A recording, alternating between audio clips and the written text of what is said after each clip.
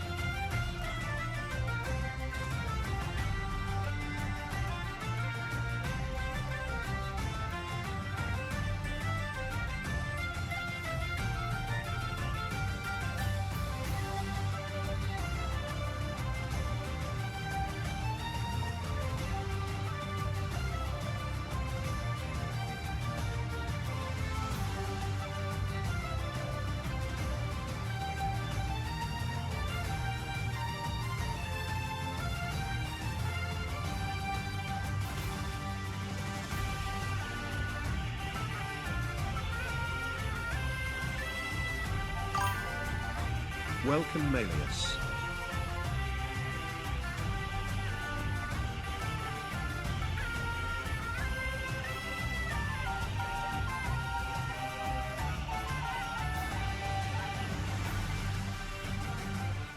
Incoming ad break.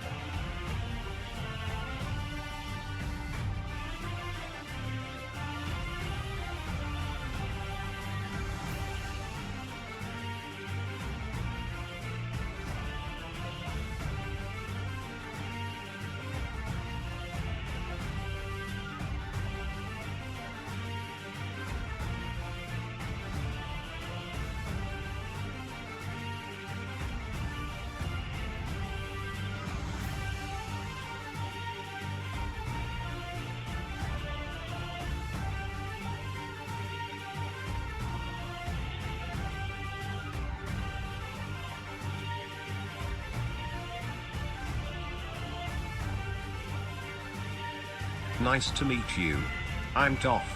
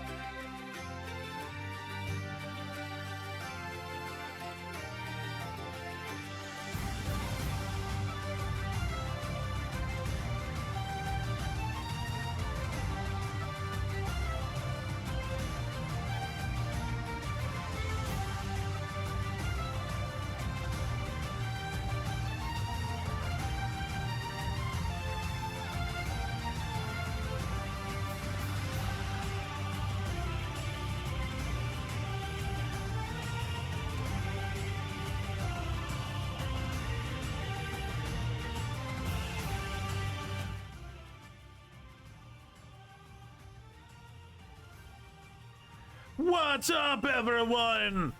How's my bones doing? And I already broke. Hey, come on, work with me, champ. Oh, there's so life in you. Breathe. Okay. Little two-step and little two-step. Okay, how about now? There we go. Time of death, 4:01 p.m. PST. Cause of death, moving too much, too vibing. I just be vibing, man. I just be vibing. Sorry, I'm looking at the little dot face, and it's just when it says vibing. How you doing, May? I keep pushing back my laptop, hoping that the camera will pick me up better. It looks okay.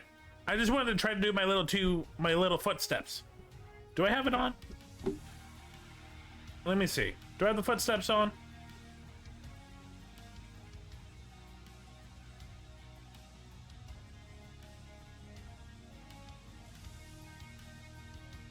My browser ain't working.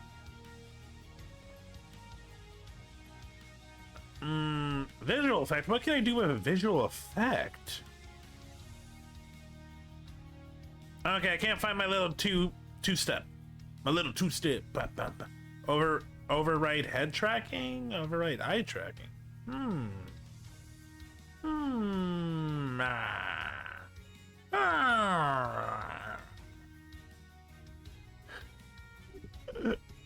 Oh, I think it's in this one.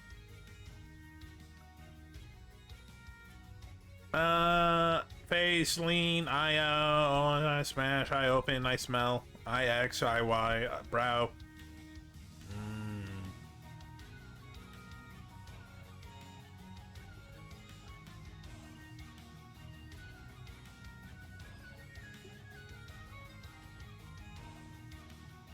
Nothing. You can't see it, but I was moving my eyebrows as much as I can. Nothing.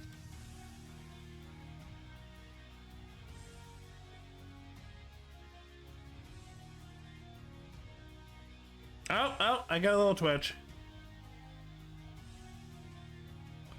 I don't know. It might not just, it might just not like my eyebrows.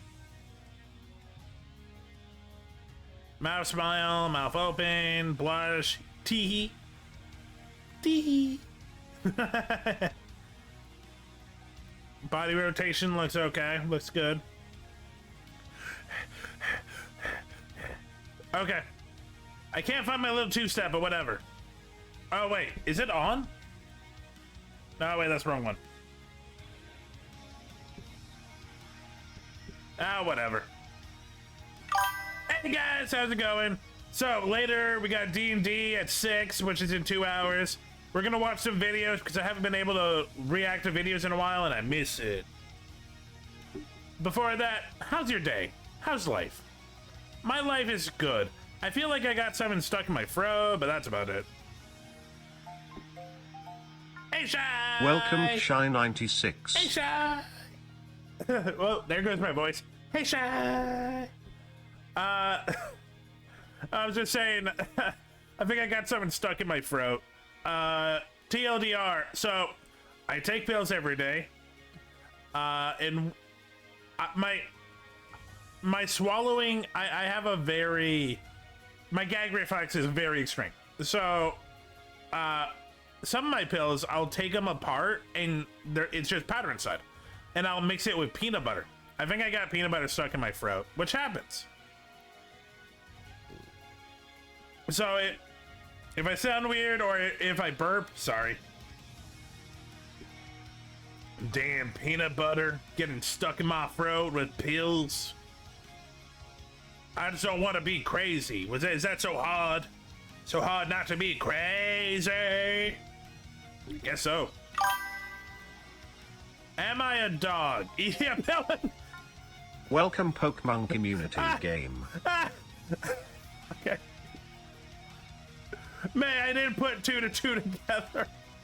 God damn it. I might actually be a dog. Yeah, I eat. This isn't a new thing. I've been doing this for years. For years, I eat my pills with peanut butter.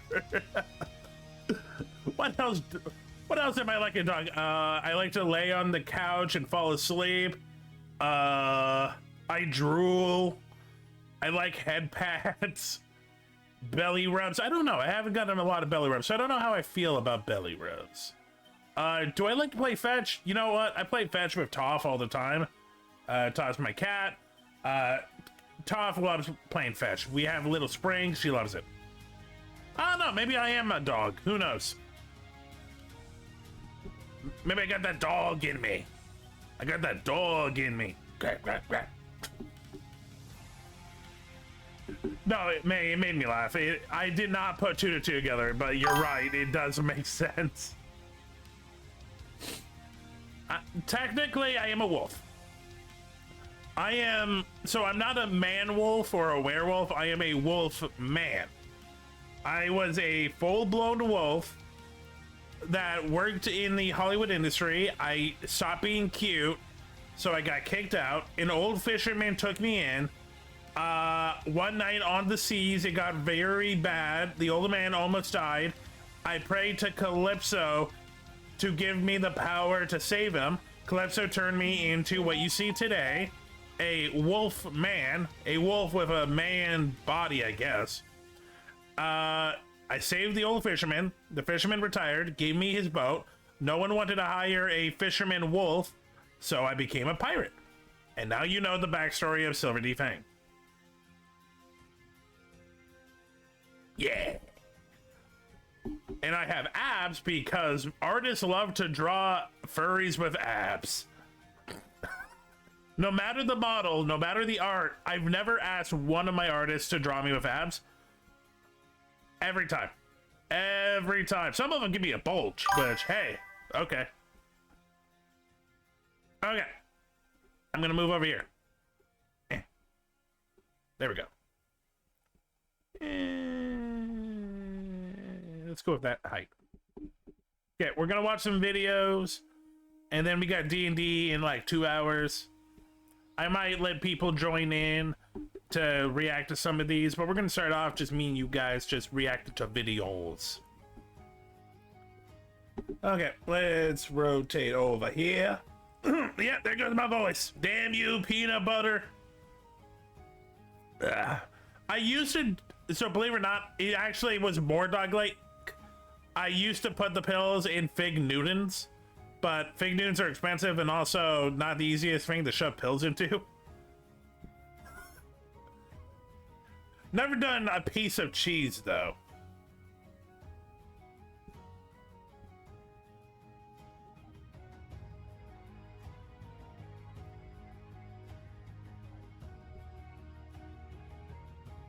Okay, we got that. How do I feel about the height of me? I could be a little bigger. Yeah, there we go. Okay, let's see. What do we got? For anyone that doesn't know, on my Discord, Lupton Lounge, I have submissions where people can send video submissions to me, and I will watch them. I got a bunch. This one intrigues me, so let me bring it up first.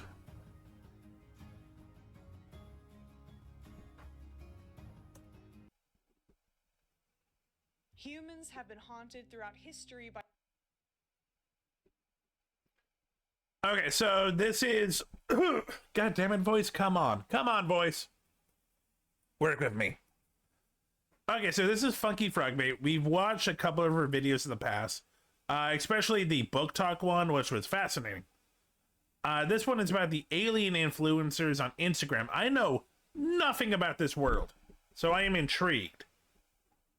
Humans have been haunted throughout history by the question, how did we get here?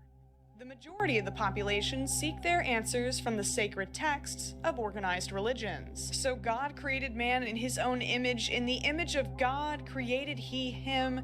Male and female created he them. Genesis chapter 1, verse 27. Others... That just feels like really bad grammar. He created them, then created he, she, go there. There is them, and them is there. You heard? Turn to science. Intelligence is an accident of evolution and not necessarily an advantage. Intelligence might have been a mistake. But then there are those who turn to the stars. Lord knows this planet feels like a hopeless place. True. I'm waiting for my spaceship to come back to me. Nah. That's quitter talk. We helped cause this shit. We gotta fix this shit. Stop trying to pollute other planets. Kesha. Guys, how will everyone know how smart I am if I don't start the video essay with quotes? Starseeds believe that their souls originate... Oh shit, that's what I gotta do. Fuck. Do I have a good quote? Nope.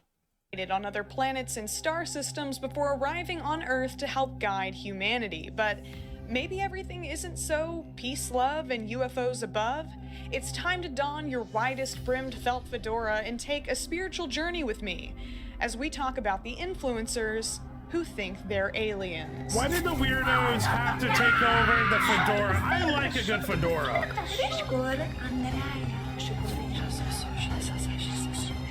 Child, we're in for a treat. I can already tell. Spinning.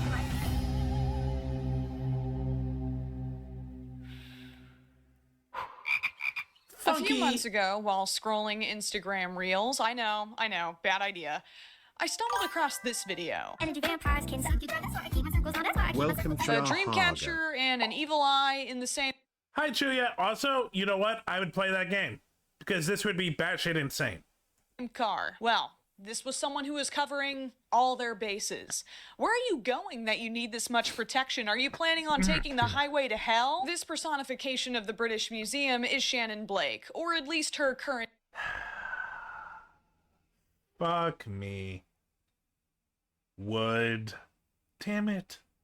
human form. She's an artist with over 1.4 million followers on Instagram who, while wearing enough accessories to destabilize the Depop economy overnight, sings songs about loving yourself and doing drugs. Oh, never mind. Wouldn't. Little too Sometimes, much. though, she has to go on a trip to trip, like this song about her visit to Peru, creatively titled Peru Song.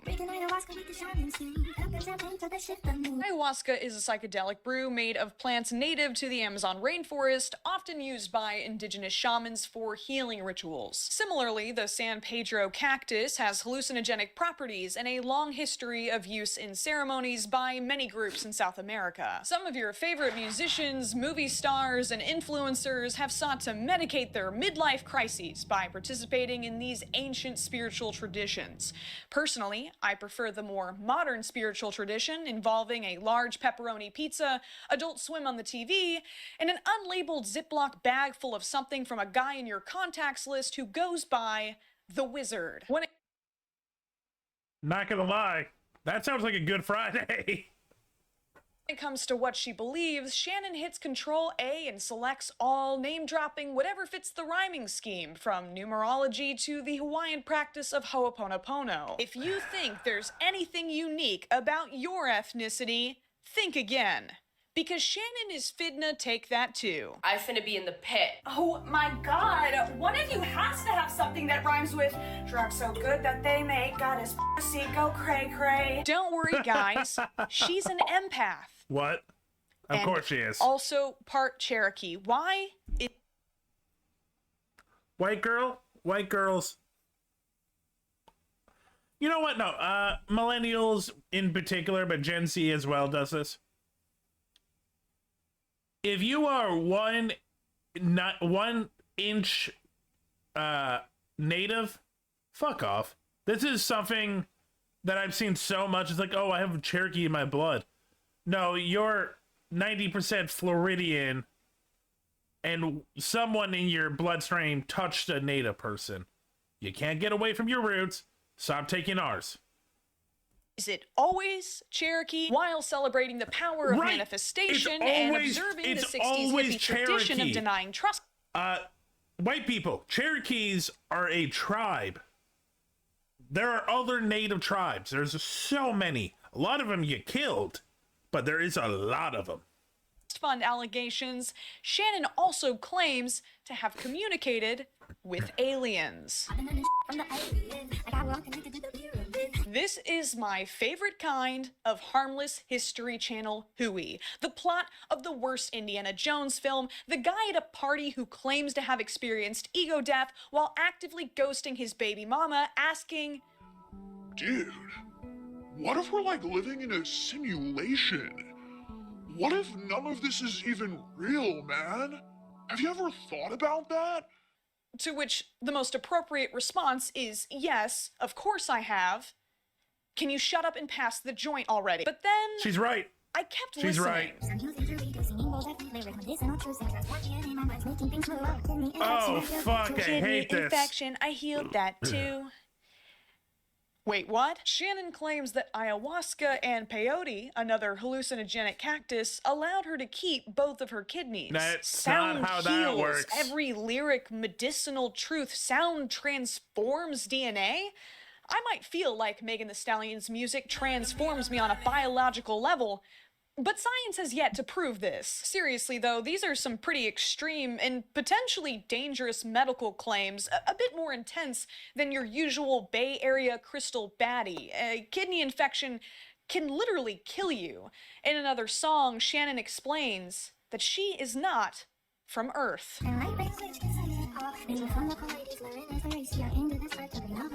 Light language? Pleiades? Lyran? Psychomantis. Cultural appropriation Barbie was rapidly rifling through a Rolodex of very specific vocabulary that I'd never heard of. So with the smell of her patchouli still fresh on my fingertips, I jump-started my search engine. Yeah, we all know where she comes from. She comes from either the suburbs of a Midwestern town that she thought she was too good for and thought she was too much of a free thinker and ended up in Venice Beach, California. And Alice fell down the wiki hole. But before we continue, I'd like to take a second to talk about today's sponsor, Lalo.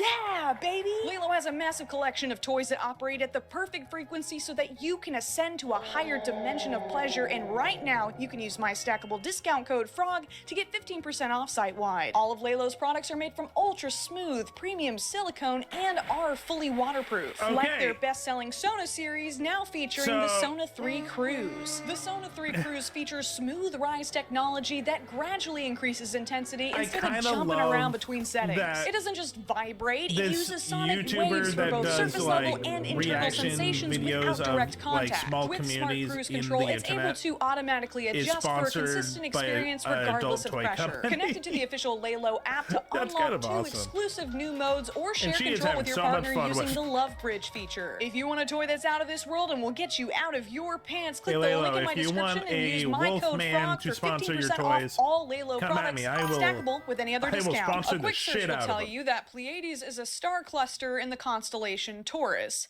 But what about the next line? Lyran is the race C. She's wearing cat ears and uses a lion emoji in the captions. Is this some kind of furry thing? Shannon seems to It's a believe that furry she is a thing. starseed, despite never actually using that term. According to a subset of New Age belief, there are many types of starseeds from different star zip codes, each with unique personality traits and missions to be more awaken correct, the rest it's of a us rave spiritually girl sleepy furry thing. schlubs. That's right. The aliens are woke. The Lyran are described as very old souls that originated from the Lyra constellation. They are often associated with feline characteristics and depicted as part AI cat art. slash lion. It's basically a furry thing. It's a Souls furry that thing. originated from Pleiades are usually referred to as Pleiadians, which, according to fandom.com, Pleiadians... Wait, what's this in parentheses? German. Oh, Uh-oh. you. Also known as Nordic aliens. Uh-oh.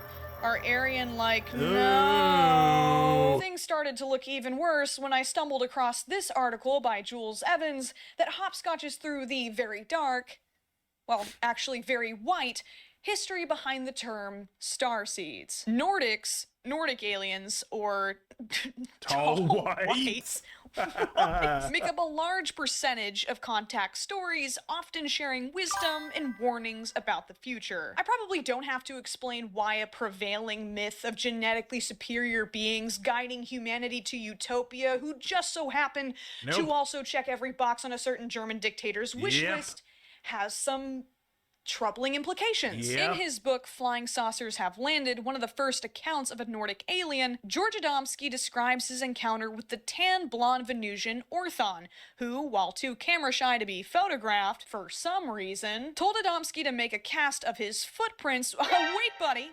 Looks like you got a little something there. Fellas, don't you hate it when you step out of your UFO and a swastika gets stuck to your shoe? More like Close Encounters of the Third Reich.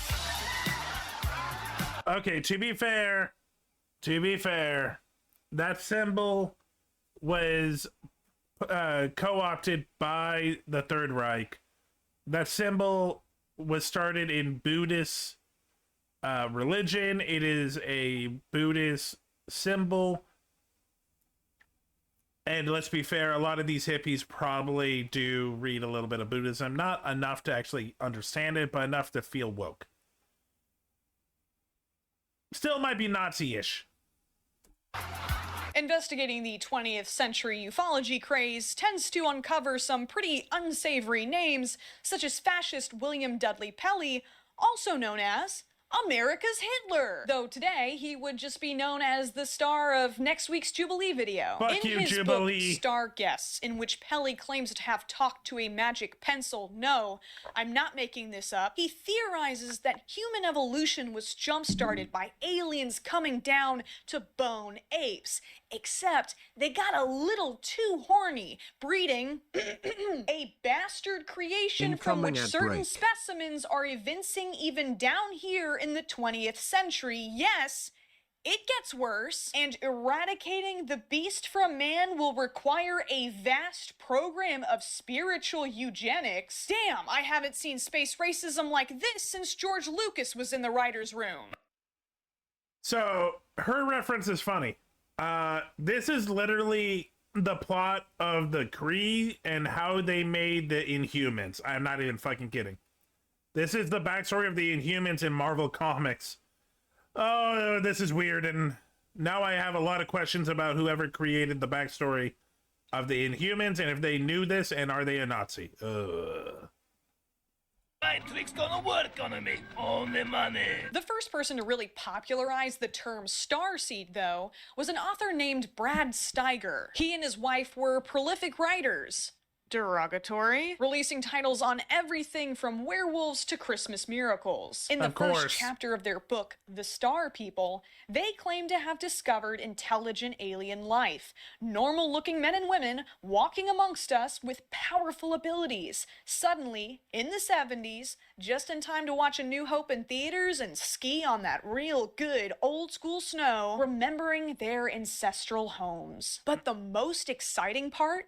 You could be one of them. Meh. Steiger believed that he could determine someone's star person potential, whether they were a star seed or the lame one that no one wants to get, star helper. You could actually fill out a question. Oh my god, yeah, this is some pure American white racism. Oh my god, Star Helper? Oh, fuck. The Help. Oh my god. Look, every culture has a little bit of abusing another culture.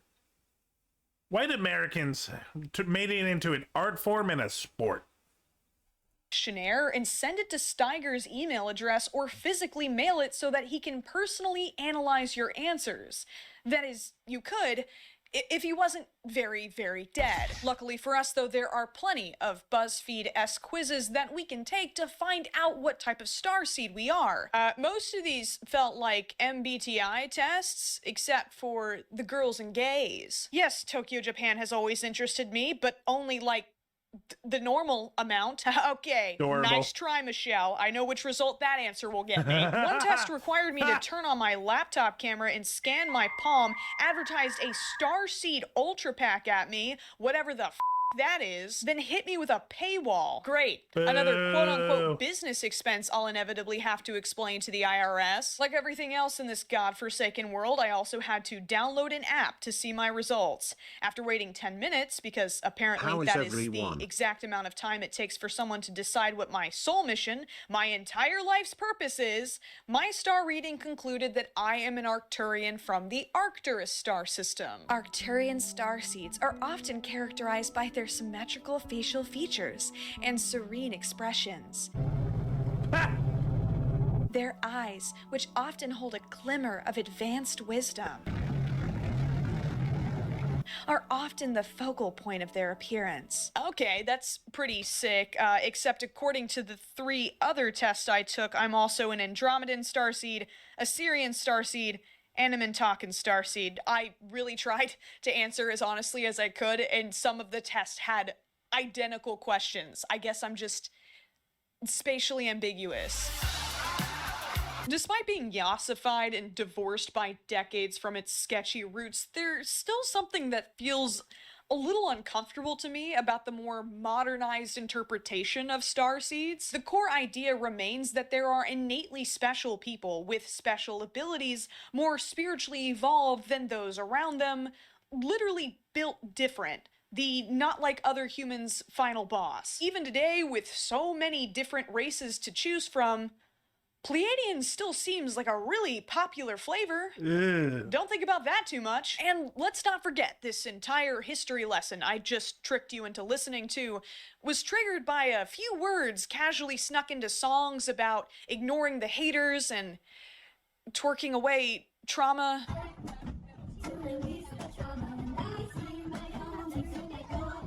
Like, 1 second. You see this, and you know what I think? That's 8 women that have really big daddy issues.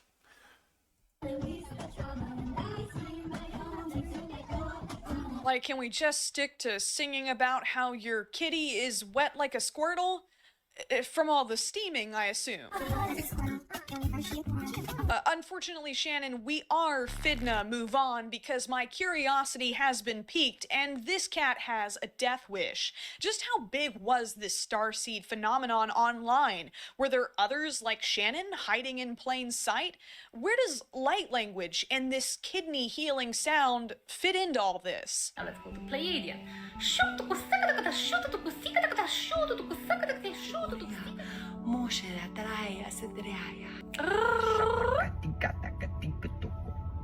The average person seeing these clips out of context I on hate their this. For You page might just assume that it's brain rot content It and is. keep scrolling. But something about it felt immediately familiar to me. The Christian practice of speaking in tongues was introduced in the New Testament book of Acts as tongues of fire descending on the heads of the apostles, allowing them to speak in other languages. 1 Corinthians describes it as one of many spiritual gifts active in the early church, and it has controversially continued in certain denominations.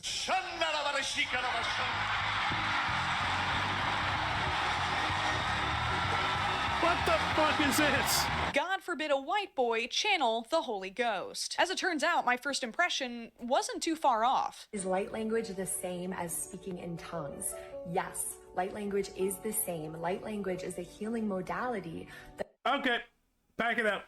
Literally, she just said that it is speaking in tongues. Speaking in tongues is a Christian religious thing that from Earth. You ain't an alien. Pack it up. She literally just messed up the tea. that supports us to connect with our star family, to connect with our guides, to connect with our higher selves, and it allows us That's to not how unlock that our works. divine DNA. But this is beyond divine connection. This is claiming actual change on a genetic level just by saying a bunch of nothing and moving your hands around a lot. I literally do that for a living. Why do I still feel like shit? If you want to get in on this, Sasha offers a Starseed Sound Healing Ceremonialist Certification Of course. program where you can sit Of in a course candlelit she urban wears a outfitters white wearing matching cowgirl. white hats with everyone else who paid $3,333 Oh my God, you after this grifting professional bitch. training. You too can deplete your social circles by trying to convince all of your Facebook connections to buy your courses. Or you can go on an all-inclusive luxury Peru sisterhood plant medicine retreat to trip balls. Something tells me it's not that inclusive though. Yeah. Starseed Mystery School, Temple of the Rose Serpent, a Whites 9-month immersive mystery school. Yoni de-armoring, private throat activation. Honey, don't threaten me with a good time. What are Sasha's credentials, you may ask? Well, she's incarnated from the Galactic Council and was a warrior priestess in a past life. Isn't it interesting how everyone's past lives are always cool Cooler? AF? Yeah. No one was just like a galactic janitor or something. But physical healing is only the beginning, according to Natalie Patterson, Starseed frequency mentor and founder of what she refers to as Light Codes TM. Have you always been curious Grifter, about that language? grifter, Wanting to learn grifter. more about energetics in the fifth dimension? Are you wanting to break through from your current level of dimension of where you're at? If you get 5D activated, you'll get I'm going to date this, but she's giving me 10K gold la boo boo vibes. everything that you want. I have created the most comprehensive light language modality in the world. Natalie was the first starseed I'd encountered to mention 5D. The general idea, as I understand it, is that we humans Dungeons and typically Dragons live in a 5D, very pretty limited good. material 3D view. Living in 5D means entering a unity consciousness that transcends the barriers between individuals and allows us to live in spiritual harmony. and also make tons of money and have great sex. I'm proud to be an alien.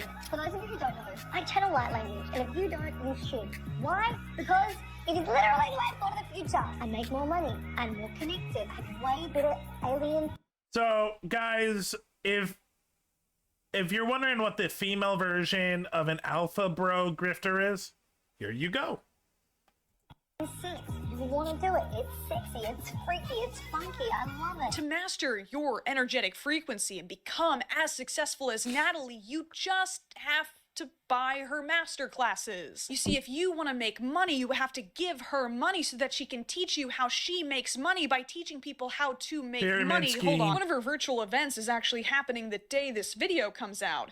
Channeled guidance and multi-dimensional light code transmissions valued at over $8,000. But she's selling this group Zoom call for only $88? My God, she's practically giving it away. If you have poor person energy and can't afford even these generously discounted prices, she does have some free resources on her YouTube channel. 7-figure light language. Join Nat in this trance-like state while she transmits powerful light codes. This transmission is going to go into your cellular memory to activate you, and what happens is your subatomic particles are going to be rushing around your body, which will start to activate you. She's doing 6-7. 6-7.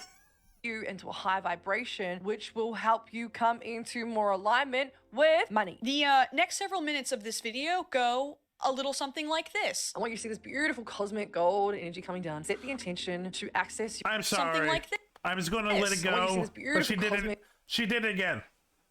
Boys and girls, this is what we call tickling the ballsack. Gold energy coming down. Set the intention to access your abundance code. By the way, guys, this is way better if you are watching this because the light codes are going through. Like I can feel them from my being going into the camera. My guides are telling me to tell you all. I'm literally a vessel right now for the abundance frequency to hit your soul. To shift timelines that are around you that are pulling you out of the abundance codes.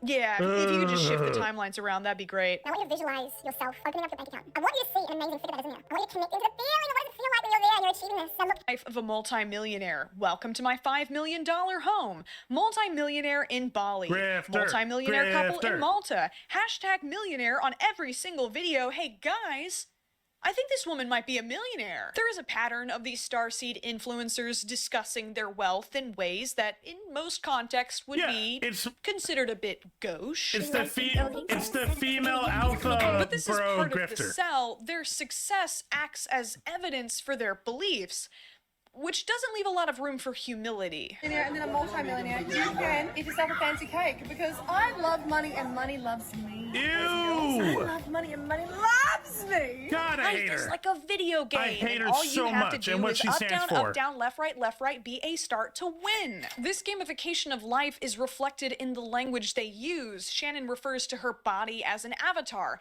Natalie uses words like downloads and upgrades when discussing her light codes, TM, literal cheat codes to the universe.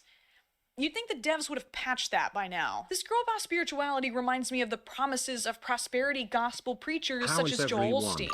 Riches are the reward for faith, except in this case the faith is in yourself rather than God, and your money goes into a link tree instead of an offering plate. While I resonate with the idea that positive results are often a natural consequence of verbalizing and pursuing your goals, I can't help but think that this outlook seems doomed to crumble the moment you step out of a suburban bubble where a tense discussion with your yoga instructor and breaking 100 sales on your Etsy store are top of the priority list. I mean, there's only so much control that you have over the body and circumstances that you're born into. Do the families in the Congo being ripped apart by gunfire just need to change the channel? Are the starving children of Gaza simply not 5D activated? I'm sure there is value in a manifestation mindset, and I'm aware I'm operating with a little bit of bad faith here, but these are the questions I'm always left with.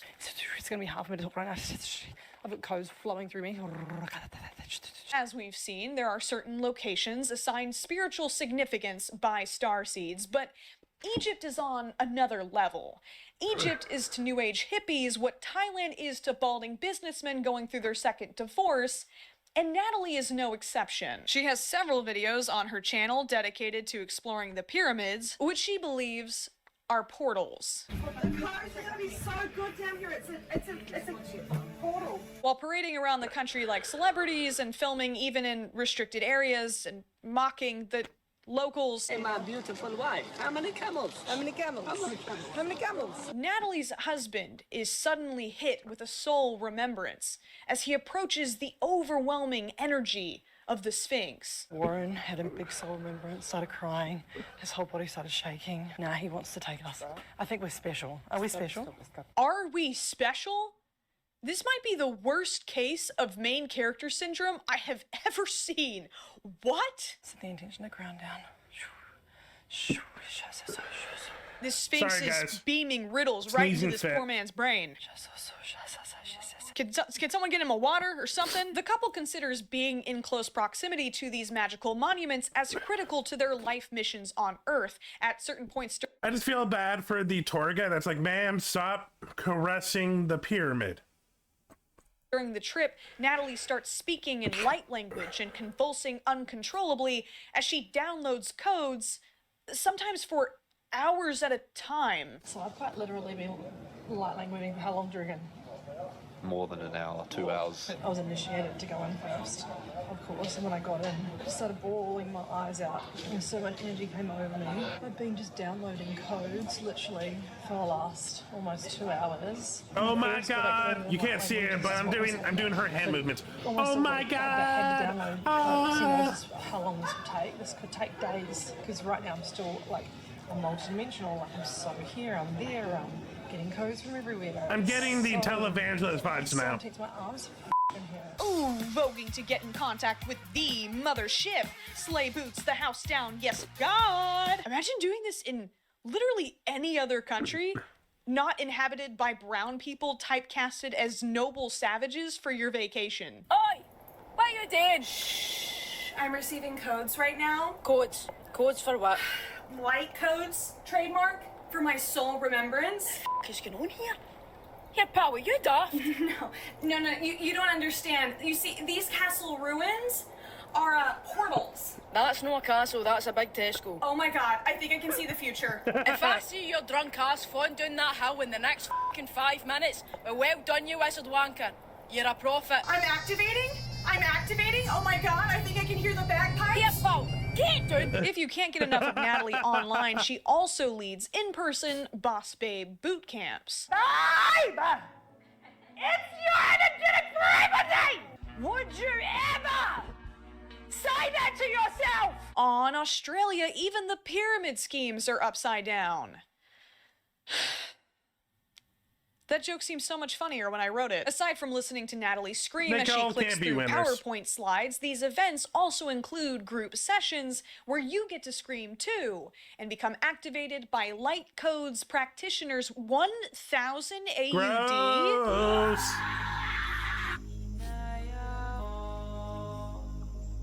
I wanted to understand the broader context of this. Did she just grab her queef and is like, everyone smell my queef. Everyone smell my queef. Smell my queef. Smell it now. Queef. Queef energy. Yes, queen. I wanted to understand the broader context of this energetics-based healing and how it's advertised online because it's not exactly an easy sell.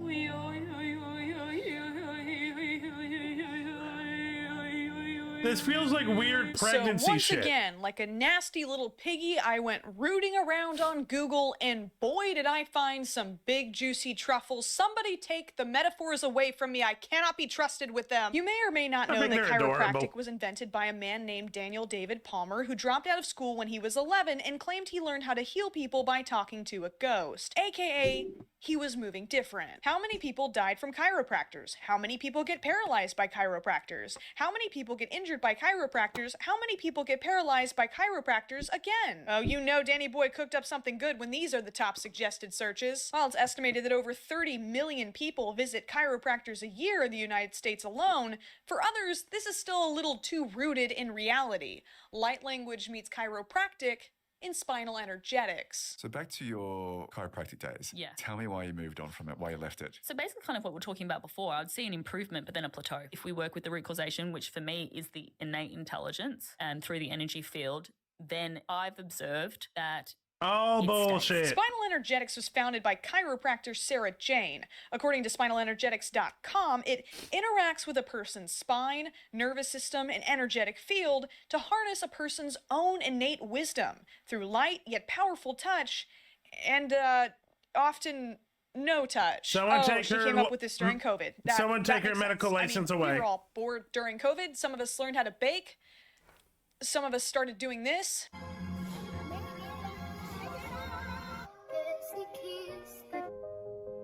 What the fuck? Huh, she has doctor in front of her name, which is weird, because she isn't one. This was only positioned to come up under the keyword. Well, she definitely didn't get a PhD in English. What are we doing, babes? Dr. Phil is technically more of a doctor than you. From what I can tell, it's pretty easy to start your own spinal energetics practice. All you have to do is put wellness in your Instagram handle and whoa, what's going on here? I can actually book a spinal energetics session on the official website right now. If I set my country to USA, it looks like Allison from New Jersey. Oh, never mind.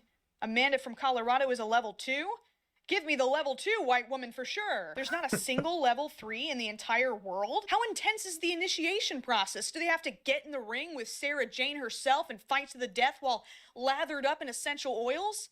Why do they even have the option then? Oh, it looks like there are 2 different session types, in person and online. That's right, guys. Spinal energetics is so powerful that you don't even have to be in the same room as your clients to heal them. Isn't that cool, guys? Isn't that f***ing cool? God, these motherfucking grifters. He does not sense the energy. He's a cat. That's what cats do. With that logic, you and I can do a little spinal energetic session right now. So I want you to stop washing dishes or whatever else you're doing while this is playing in the background. Find a flat surface to lie down on. Not doing it. We're just gonna close our eyes and we're gonna take a deep breath. Okay? We're just gonna start releasing some tension. Just releasing. She gonna fart? Jesus. Is she gonna fart? Jesus Christ. Jesus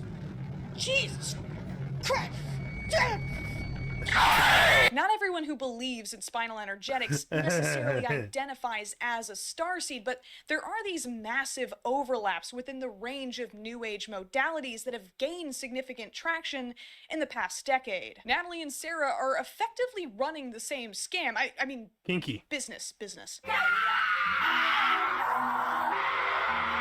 Look, at the end of the day, if you want to roll around on the floor and scream with your gal pals, I don't think that's hurting anything, except maybe your wallet and your vocal cords. But what I'm actually worried about are the conversations that are happening at Natalie's events. I've met Naka, my Native American Indian who flies into the higher universes too. He collected me the 33K client. Whoa! From being Amazing. on the toilet, you told me. I tell you, if you're sitting on the toilet, send your guides out. How do you think you're all here? Your Native American Indian guide visited you on the toilet and landed you a $33,000 client? What? Does he get commission on that? What other nationalities can you summon like Uber Eats to provide drive-by financial advice? You gonna start pulling Haitians from a hat? Got any... Look, if you need a Aboriginal Canadian wolf to sit next to you on the toilet for 10 grand, I'm your man. Brazilians in your backpack? Pakistanis in your pocket? Just a bunch of people in a room saying exactly. These stories escalate from absurd to extremely concerning when in another session an attendee starts talking about her landlord diagnosed with schizophrenia. I did a light codes healing on my landlord and he lives underneath me. Your landlord? He has been diagnosed with schizophrenia. Oh! He knows he's not, so he has been pumped with all this medication which makes him very depressed. Yes. severe alcoholic. After the first healing that we did, that man did not touch a drop of alcohol for 7 days or cigarettes for 7 days. And he said he has never felt so much peace in his life as well. Yes, That man is dead. Yes, we're on Project Get Off the Medication, so we're doing a healing each week to No, prep his body no. for when he does come off the No. medication. Hey, You're not a doctor. Don't f***ing do that. I understand that there are many people who have had traumatic experiences with healthcare providers, and I do not want to discredit that. But if you're going to convince someone to stop taking their antipsychotics, are you also prepared to take responsibility if they harm themselves or others? Something tells me light language won't be super helpful at that point. Y'all are Australian, which means that you have one of the best healthcare systems in the world. If you're not going to use it, at least give it to me. In another instance, a woman starts sharing about how she had been diagnosed with restless leg syndrome, which Natalie immediately dismisses. This makes sense, given that full body shaking is just a regular part of her and her husband's routine. They even diagnosed me that I've got restless legs, but Oh my God! Off Matrix! Oh, these have a diagnosis for everything. Fuck off. If you ever see me, Oh.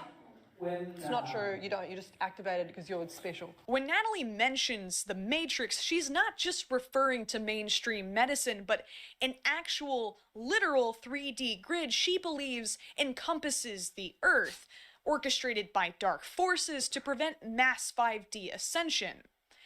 Thankfully, though, these dark forces did not account for Spirit Airlines. And every single time I travel, I always channel when I'm up in the airplane. I believe we're outside the matrix grids.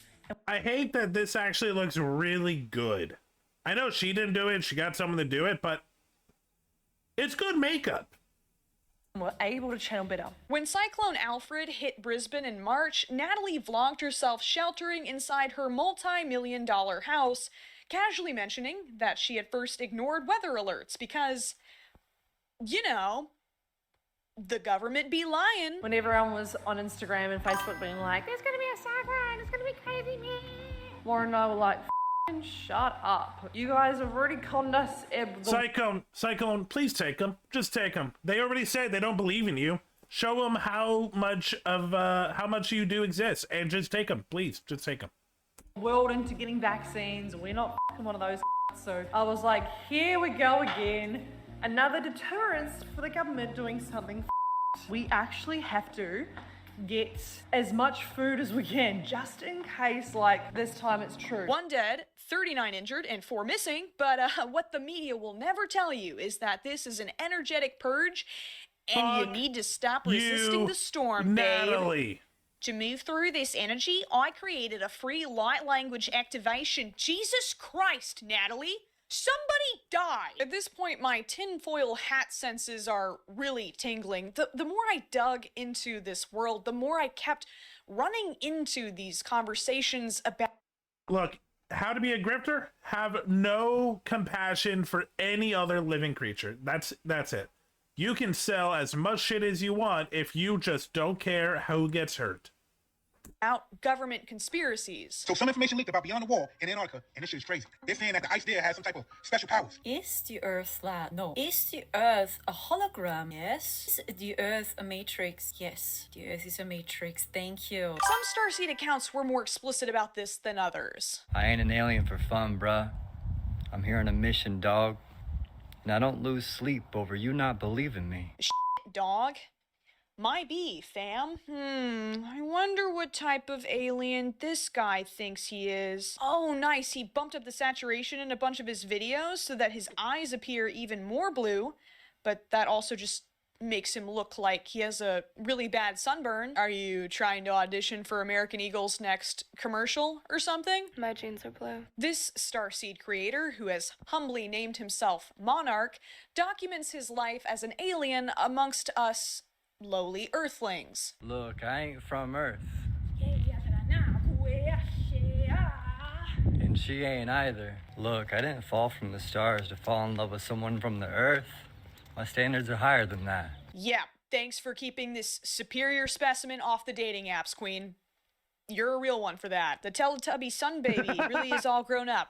Where'd all the time go? Here are 3 more signs that you are not from Earth. Sign number 1, you feel emotions quite deeply. Sign number 2, you've always felt older than your age. Even as a kid, you were the one giving advice. Sign number 3, you know an unusual amount about Five Nights at Freddy's lore. No, but seriously, there seems to be a lot of starseed literature that targets neurodivergent people specifically, and parents of children with developmental struggles, encouraging them to write these off as spiritual powers. No! Oh, fuck. Oh, God, no. There's already so many parents that don't understand their kids, and oh, no, this is, oh, no.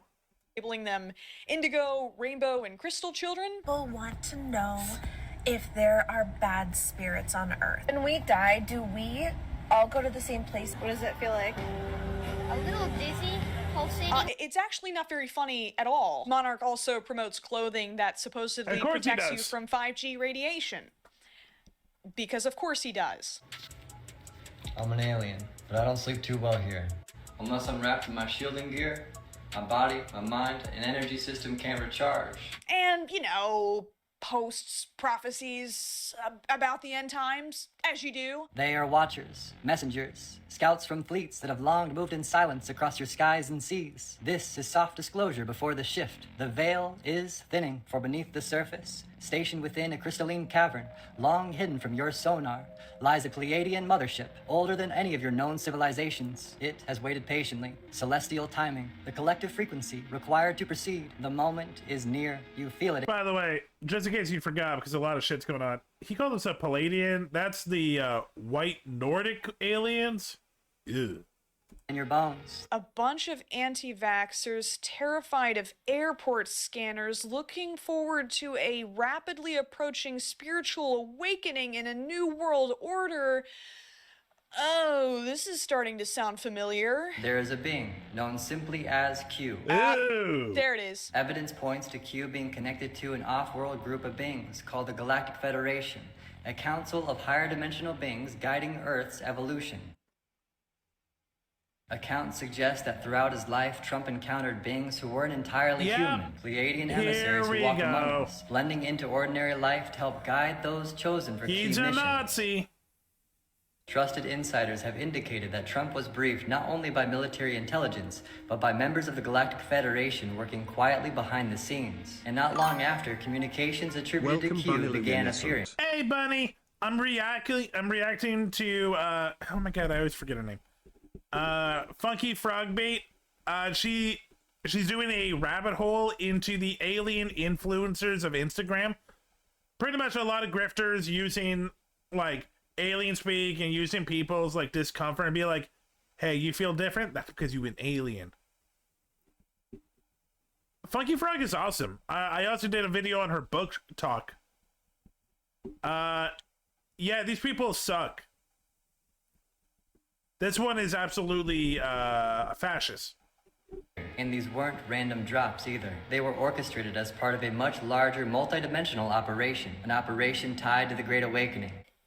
Well, over and over again, we see individuals within New Age spiritualism mirror the same values as far-right evangelicals or outright hit the exact same talking points. This seems like an inevitable result when you cherry-pick your favorite parts of Eastern religions, divorce them from the collectivist cultures they germinated in, graft them into your own beliefs without any self-reflection, and try to flip everything into an MLM. This seems like an inevitable result when you want to live in a science fiction world minus the science. I mean, look at these posts on the Starseed subreddit filled with vague warnings of an alien rapture, AI-generated images of lizard overlords, and threads of people referring to their own family members as mindless NPCs. In a blind taste test, this is indistinguishable from what your racist uncle who thinks Hillary Clinton jabs infant necks with straws and slurps them like Capri Suns would post. It may be hard to believe that someone who looks like this would actually get along pretty well with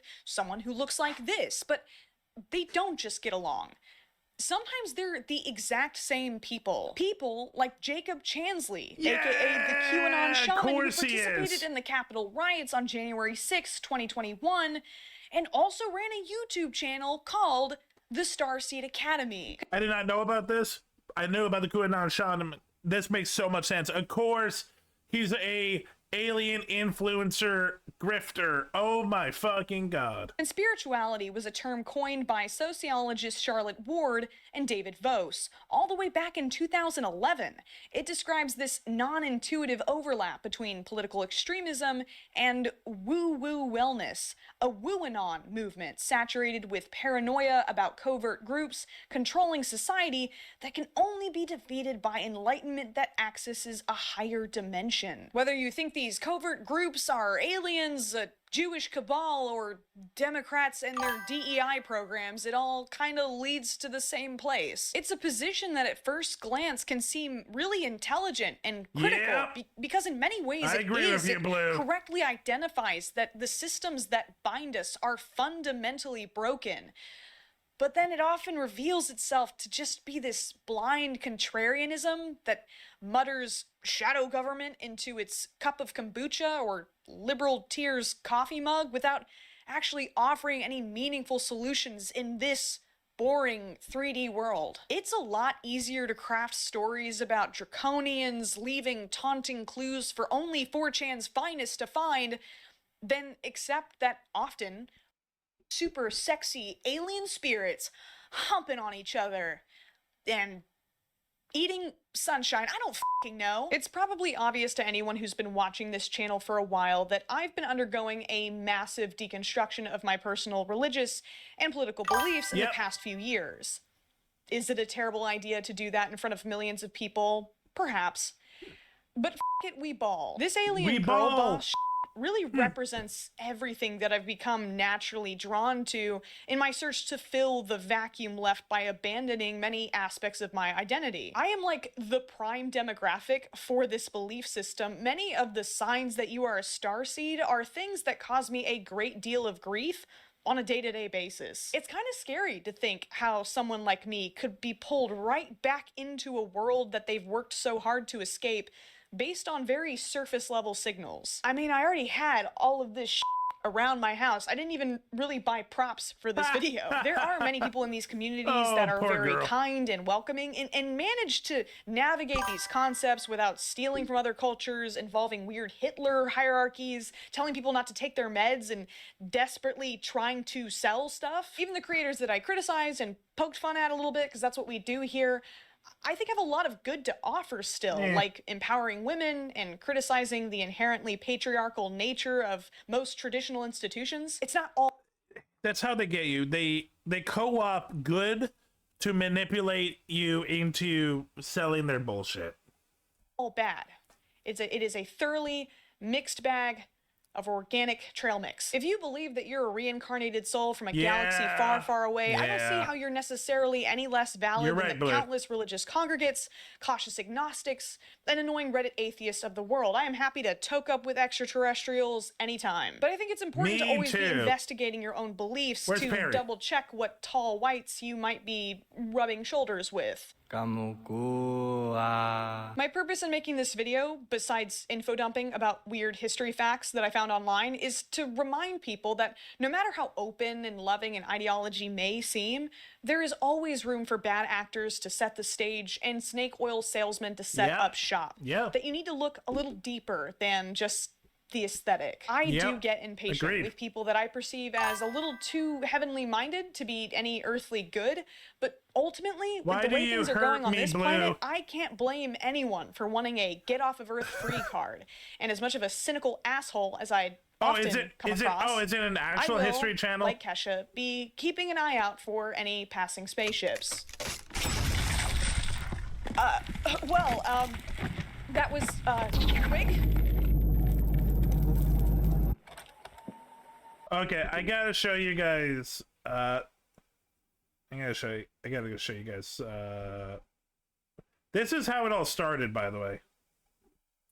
Like this song about her visit to Peru, creatively titled Peru Song. That's right. This all started just with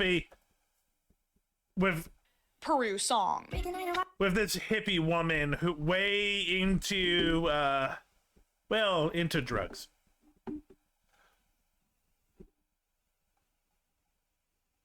Now we're down a rabbit hole. Thank you, Funky Frog Bait. Let me see. How long is extra history?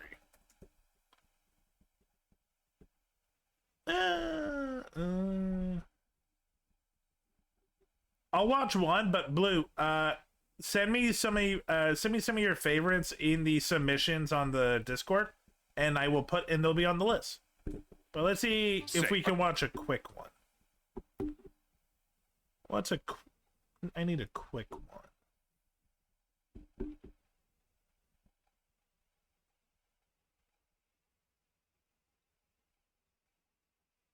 Yeah. In Lepton Lounge, there is submissions. That's where people submit videos.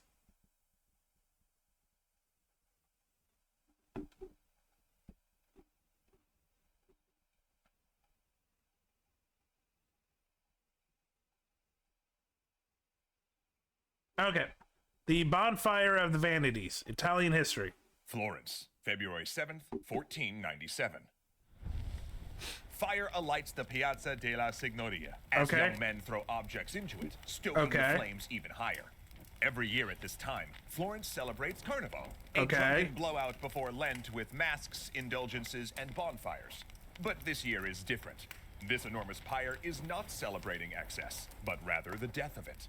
The men heave more objects onto the fire. A painting depicting a nude woman, a box of cosmetics, a deck of playing cards, wigs, secular music sheets, books of love this is poetry, just white mirrors, men that sculpture, hate everything that's instruments, fun and enjoyable. masks. Anything that would tempt the city to sin or decadence. A Or fun. bonfire of the vanities.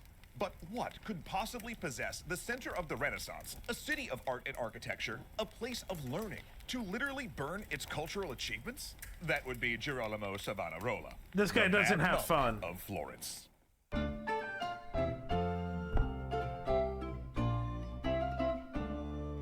And if you're fired up after burning through this episode, you can watch Ep 1 of our new series on the unholy Roman Emperor Frederick II right now 2 whole weeks early over on Nebula. New Year's resolution achieved. In 1492, Lorenzo de' Medici is no longer the young, vital man he had been at the time of the Pazzi conspiracy. Now he is 43 and prematurely aged through an unknown condition. His title, the Magnificent, seems a mockery now. Several branches of the Medici Bank have failed, the family's finances in turmoil. In the streets, people call him tyrant, despite the enormous amounts the family has paid to erect buildings, pay taxes, and sponsor great works of art. Yet, as he teeters on the edge of eternity, it is his rival, the preacher Savonarola, one of the men who calls him tyrant, who comes to see him. There, Savonarola curses Lorenzo on his deathbed, condemning his soul to hell. Except this is a myth, invented because the reality that Savonarola appears to have made an uneventful visit before Lorenzo died peacefully is just sort of like maddeningly anticlimactic. Because let's be clear, these two had a history, and the moment of Lorenzo's death would mark a major transition for the city. So it just sort of feels like a shift of that magnitude should have involved a dramatic confrontation. But in truth, there was no need, because all Savonarola had to do was wait. But backing up a bit, Savonarola had been born to a medical family and had pursued a career as a doctor before becoming a Dominican monk. Yet even there, he found monastic life still not morally stringent enough. He became a firebrand, an itinerant preacher. That stretched out arm kind of tells you a lot of his vibe. This man hated a lot of people and got people that felt very not seen to hate the same people. History is just repeating itself over and over. Writing apocalyptic poetry and speaking against what he perceived as a church steeped in corruption and avarice, an approach that attracted both followers and enemies. These oratories brought him to Lorenzo's attention in 1490, when a controversial philosopher he was sheltering suggested Savonarola would be an asset to the Medici-sponsored convent of San Marco. Yet, despite moving to Florence, under Lorenzo's protection, it was very clear that Savonarola had no love for the Medici. In his preachings, he decried the city's wealth and Is it pronounced Medici? I always thought it was Medici. They were exploitative tyrants, he said, that spent vast sums on palaces, artwork, clothes, and carnivals, while the ordinary people of Florence starved. They were idolatrous sinners, glorying in the pagan culture of ancient Greece and Rome, commissioning nude images of biblical figures, and the Virgin Mary dressed in modern silks like a courtesan. Florence must repent, he said, and cleanse itself before God scourged the city. Though he was careful to never mention their name, it was clear that Savonarola was preaching against the Medici and their abominable Renaissance. Yet Lorenzo still allowed him to preach, probably because Savonarola was slamming the corruption of the church and papacy even harder than the Medici. But this tolerance was a critical error, because with Lorenzo's death, Savonarola would make his move. Lorenzo's successor was his son Piero, nicknamed the Unfortunate. Why? Well, because the Medici Bank was in shambles. Honestly, yeah, these seem like good videos to learn a little bit of history. The ranks of Savonarola's fanatical disciples, nicknamed the Weepers, swelled until they were a force on the streets. He now shouted prophecy, saying a great king would come from the north and bring reformation to the church. And hearing him, other holy men and women began reporting similar visions. And those visions were vindicated in 1494, when French King Charles VIII crossed the Alps and stormed down the peninsula to assert his right to the throne of Naples. But while the masses were in awe, some did whisper that this was hardly a prophecy, because, everyone knew Charles was intending to invade, so I guess. Piero the Unfortunate quickly buckled to Charles's demands, and this moment of weakness was the opening so many in Florence had waited for. In November, the population, whipped up by Savonarola and tired of Medici rule, rose up and expelled the Medici family. Nominally, this uprising did restore the Republic, but it was not exactly the Republic that had existed before the Medici became its shadow rulers, because, now Savonarola was its shadow ruler. In fact, when Florence needed a leadership figure to meet King Charles and convince him to pull back the troops he'd moved into Florence, it was Savonarola. And he succeeded, though not in convincing Charles that his role was to remove the Pope. See, Savonarola wasn't interested in just having a republic, but a revolutionary theocratic republic. Upon negotiating French exit from Florence, he declared that the city would be richer, more powerful. Does this sound familiar? Does this sound familiar? People who aren't fully educated, feeling like their lives are worse. A people not in power telling the people it's because of the people in power that they are failing, even though they are actually doing good for them. It's just they don't feel like they're doing good for them. Angry old man takes power, turns it into a monarchy of his own making. This is why proper education is important. If we don't learn from history, we repeat it, and we repeat it often. And glorious, that it was the navel of Italy and would spread the reformation of the church throughout the peninsula. Meanwhile, Republican revolutionaries stripped Medici symbols from Florence, including destroying Botticelli's fresco of the Pazzi conspirators. Increasingly, Savonarola began speaking more explicitly about prophecy. He claimed to have predicted the deaths of Lorenzo and Pope Innocent VII, as well as the French invasion, and described intricate visions of ascending to heaven and speaking to the Virgin Mary about Florence becoming the New Jerusalem. These visions led to a wave of political and social reforms in Florence, reorganizing its government and senate to be more reliant on artisans rather than the bankers and nobles of the Medici era. But the city also passed laws against homosexuality and immodest dress, with gangs of Savonarola followers patrolling the streets to measure necklines and dress length. God, I don't know Italian well enough to make this joke. Le ice? We are le ice. At first, the new pope, the famously corrupt Alexander VI, just sort of let it slide. After all, he was more of a political animal than a spiritual leader, you know? But when Florence refused to join a league against France, Alexander barred Savonarola from preaching and summoned him to Rome. Savonarola abided by the injunction for a few months, though he continued to quietly rule the city. And behind the scenes, the ironies now surrounding Savonarola's victory continued to stack up. Not only was he now the shadow ruler of Florence like the Medici before him, now he was also battling a pope like the Medici before him. More than that, he was also now steering the city's artistic taste. Granted, in a different direction by banning secular art, but encouraging religious art. Yet, Savonarola wasn't the type to stay quiet for long. And soon, he was again calling the church a whore and rallying against Alexander directly. He also began to remake the city's carnival celebration into, well, what we saw at the beginning of this episode. The first of these was known as a bonfire of the vanities, a practice that had been around for decades, where a large bonfire was built at the center of a city and sinful objects burned.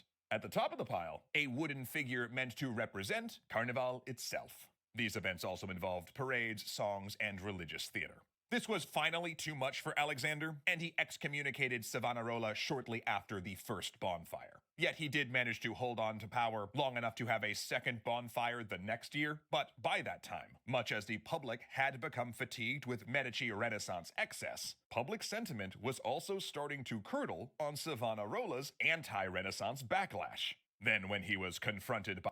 That's because, most people in society are lazy, stupid, and just want to feel good, but not actually do anything about feeling good, and just blaming, hey, you said I would feel good. I don't feel good. You bad.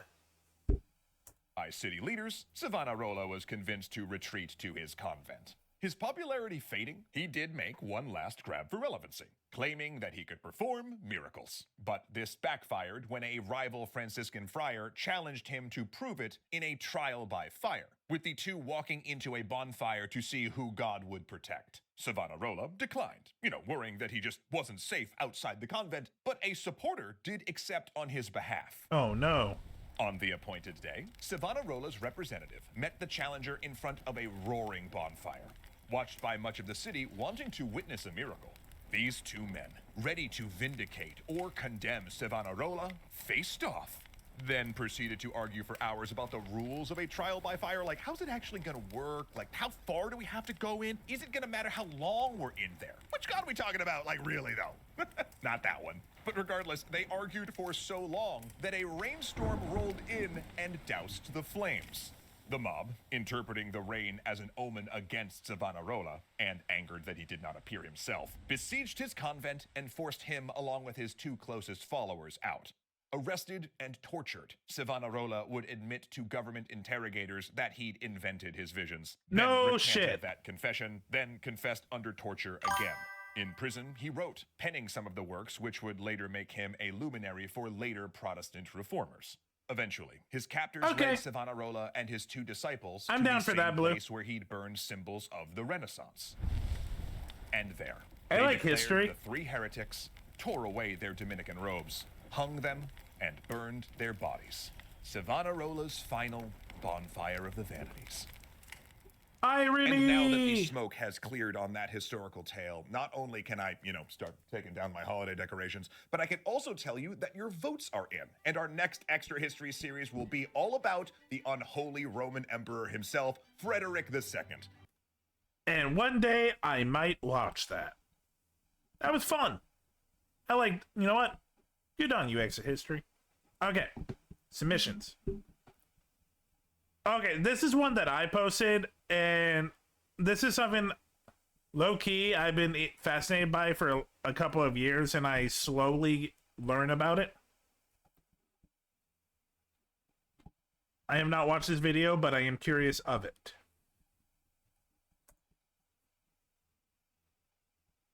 While wearing enough accessories to that's the wrong one. destabilize. That's the wrong one. Whoops.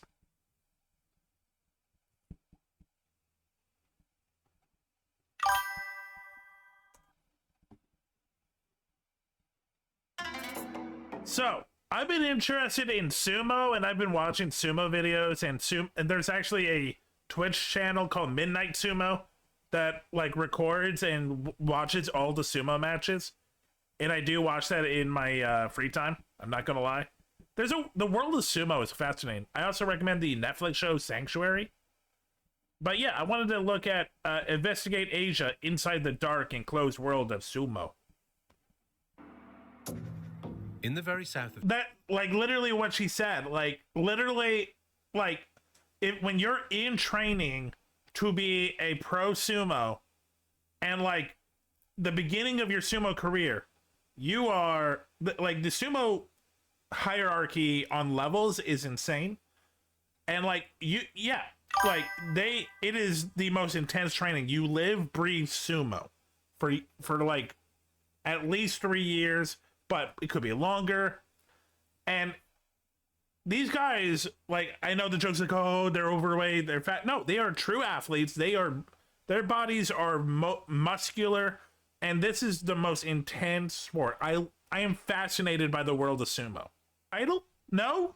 Okay, fuck this, dude. So, there are actual titles for sumos that have won enough competition matches, and it's called a yokozuna. And they are seen as like the top of the top. It is like a belt. Fuck this dude. And this is a problem with a lot of major sports.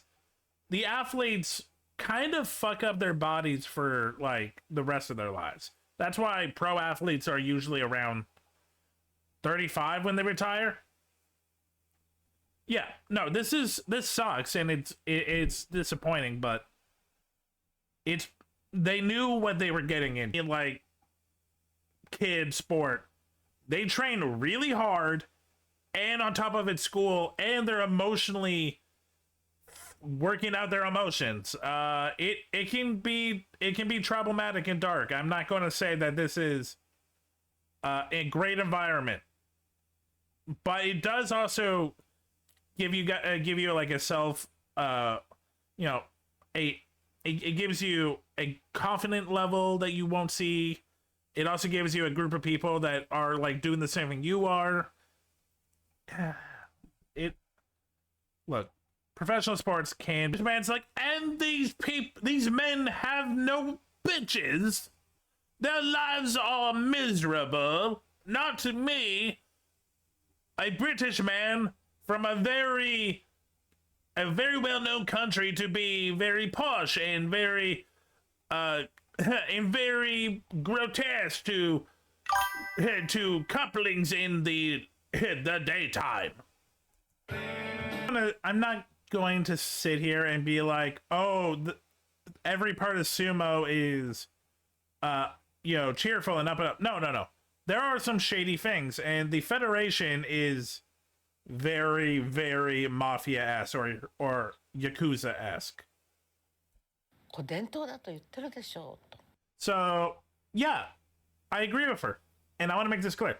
I think sumo is fascinating, but I do think sumo can evolve. Like a lot of cultural things that has very racist or sexist under and overtones, you can keep the passion of something and get rid of the archaic shit that only is there to bully other people. Yeah, that's just a lie. It's getting better with the younger generations and the internet, but older generations still look at foreigners as something scary. あんまり表に見せないだけですね、日本人は。でも成功したからみんな偉いってすごいってやっぱり言われるんですね。Year-old sumo was beaten to death by his master and several of his teammates because he tried to run away from the stable. しています。Brutal. これはショックが起こっ His face. そうですね。まず僕自身がまだ相撲の取材っていうのをまだ未だに前から今後もまだやっていくので、もしそうしたことがやっぱりその協会や相撲関係の人に Which is fair. あいつが喋ったってなってしまうと、やはり今後の取材に Yeah. Common in the sumo stables. It's fair to keep his identity hidden. 普段は人目に触れない。そこに、主に10代から20代の若者が集まる。もちろん相撲やってるんだから結構血気も盛ん。Sanctuary does show this really well. I'm done with you, British man. That was, you know what? Yeah. Does sumo have issues? Yes, like a lot of professional sports. But it's really condescending when a white British man is just like, Oh, this savage sport. Oh, like your sports or anybody. All sports need to change. I think the sport of sumo wrestling is really cool. Can it be better? Yeah. Okay. That was fun. D&D time.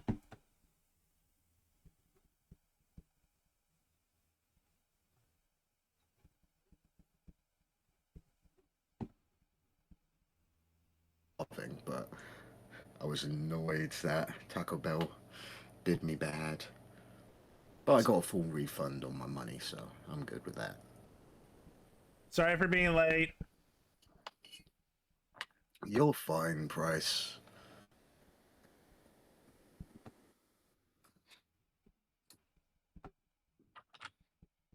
Interesting. The character creation stuff gave me a flute, but I can't find it in my gear.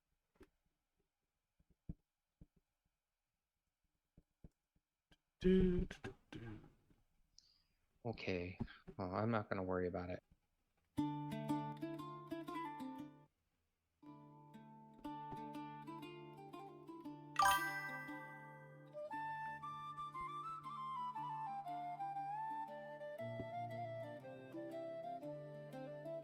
Thanks, Blue.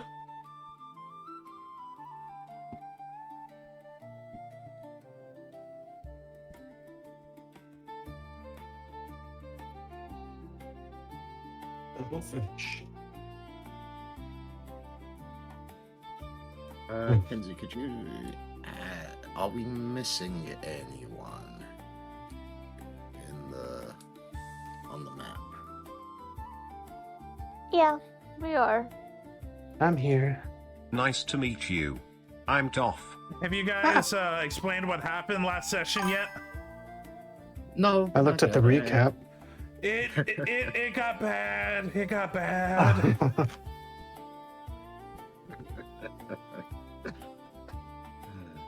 I hit a fellow party member who was not happy about that since I just got into the game. But it is what it is.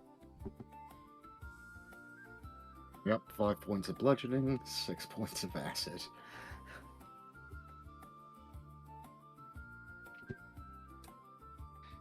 Okay, chat.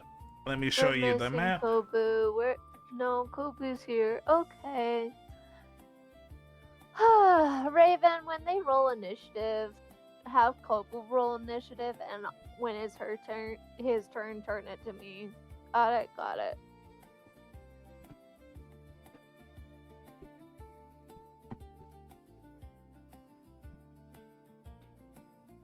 Okay. I'm going to remove Rocky and Zen. Hello, my lovely Hordlings. It is I, Kenzie the Goddess. We're here today, and we're going to do another campaign. Let's jump into the summary. Yes, you can remove those characters for now. Okay.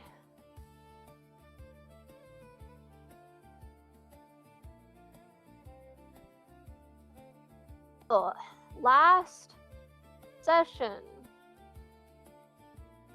you guys escaped the Sanctum Guard with the remaining people. There was quite a few losses, but you had a majority survival and just mainly wounded.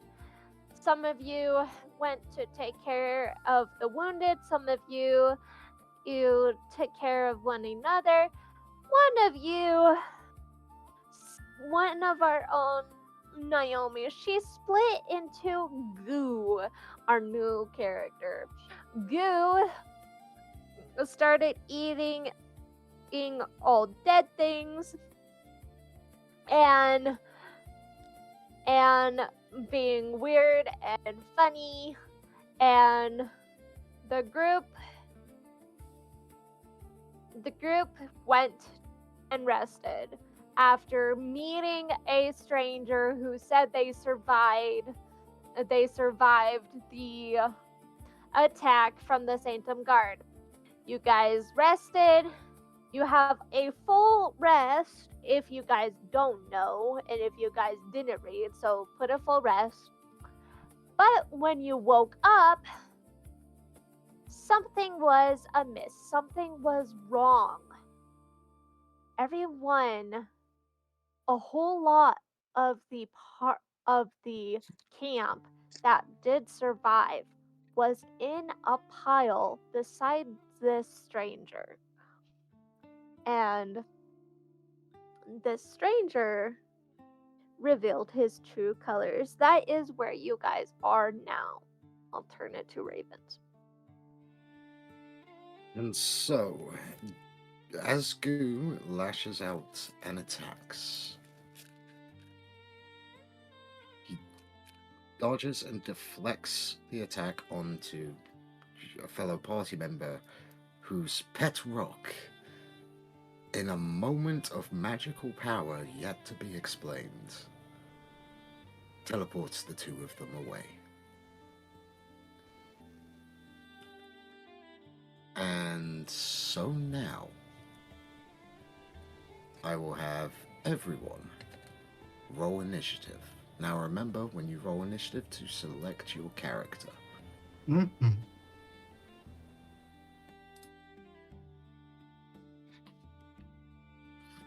Alright. Now that my curse has passed on to somebody else in Kenzie's other campaign, time to unlock my dice out of dice jail.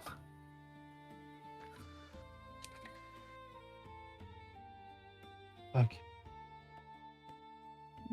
Let me try it again.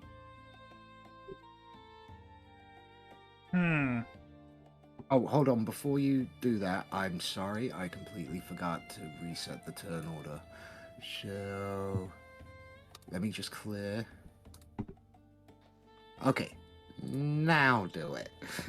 I do apologize for that. That's okay. I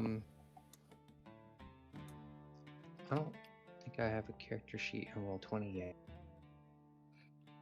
No, you just. Arczel said, 5 for initiative. Your little character. You don't need to worry about the character in Roll20. If you have the D&D Beyond app, it will go through it. It should just be you selected on the sheet, and when you click it, it'll work. I might need to reload my sheet. Yeah, I'm also having issues with that. Okay, I'm just gonna clicky click. Oh yeah, no game activity yet. Yeah, try reloading your sheets. Okay. Sometimes He was too stunned by Roll20. the grotesque turn of events to react quickly, it would seem.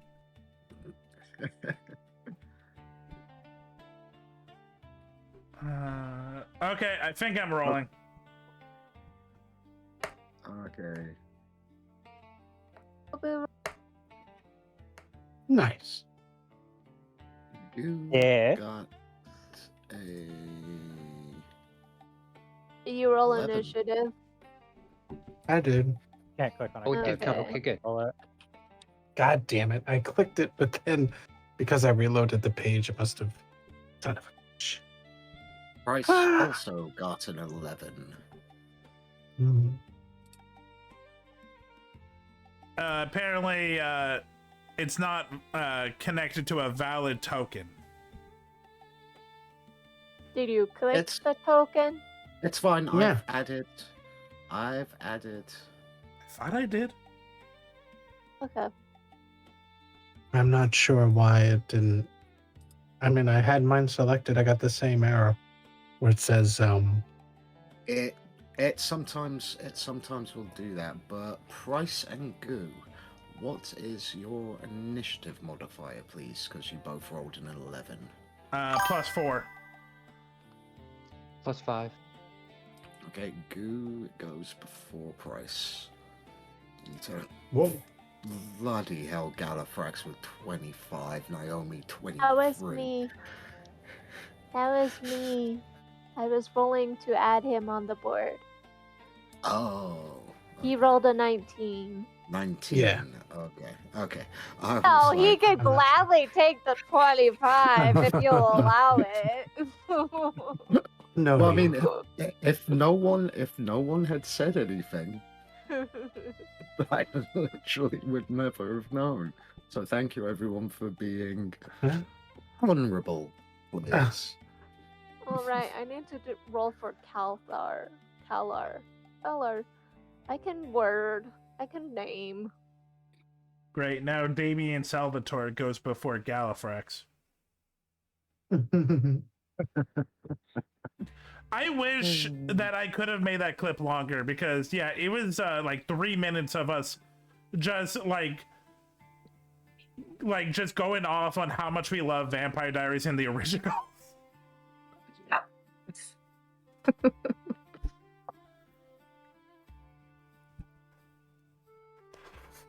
Incoming ad break. Boo, what did you get? They're already there. They are? Gil and Price both rolled an 11. We are on the bottom.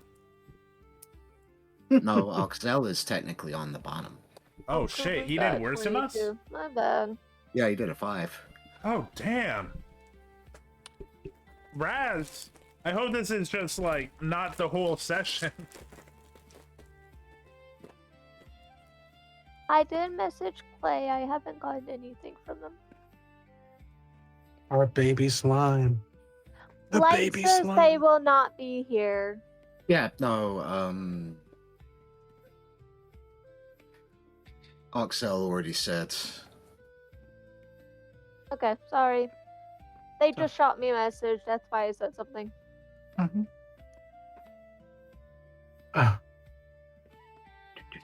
I'm just double checking. Remind me, Clay is little slime boy, right? Yes. He's gone now. Our baby slime is gone. Well, we have now weird lengthy slime that was puked out by a little slime girl. That's right. Interesting.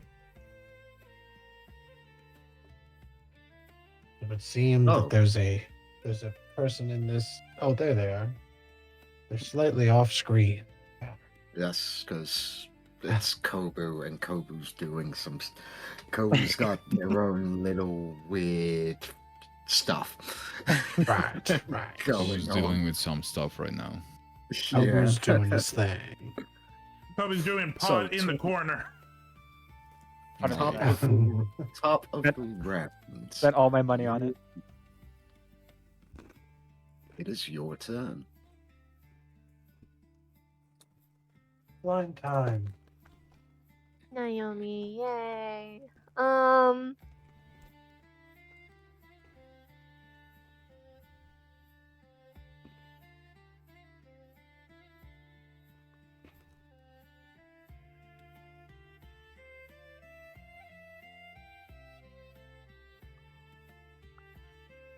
He's gonna run up and engulf him after putting down Jeff Swimster and telling him, "Stay! Stay! Be a good boy, stay! Stay safe!" And puts him right there, runs over, and tries to envelop him. What does he have Engulf. to roll? Oh, I needed to talk to you about that. It's too late now. DC 12. Well, I was actually, gonna ask you how to, like, if it should be higher, because that seems pretty low on her, and I don't know how to make it any higher. what's her strength? What's her strength modifier? +4. So, proficiency. Yeah. Sorry, brain just calculating something. Blah blah blah.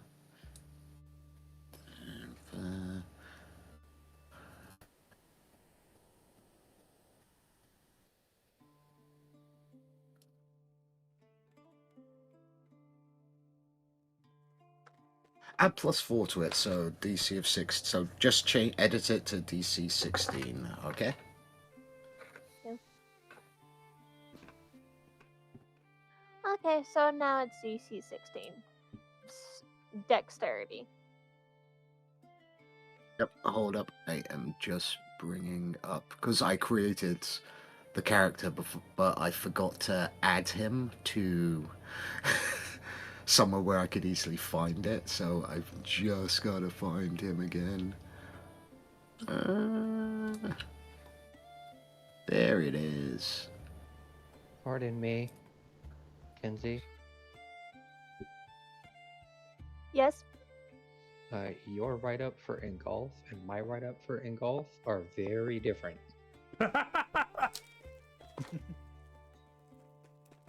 It's fine. It's fine. Remember, you may Just don't think about it. just think about it. You may be of the same. You may be of a species, but you are both technically different slimes, so therefore different abilities.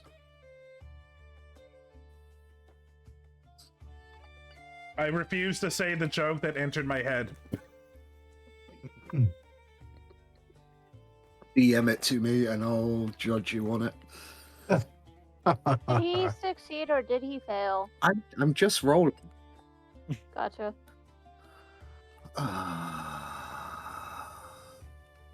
Oh, he failed by 1. He failed by 1. Okay. On a failure, he takes 3d6 acid damage. Okay.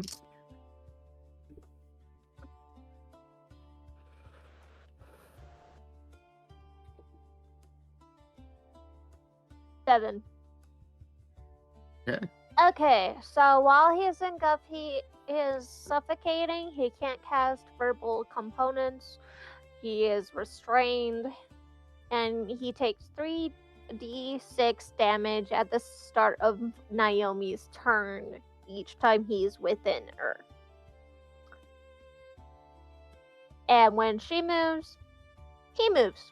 But she's not gonna move.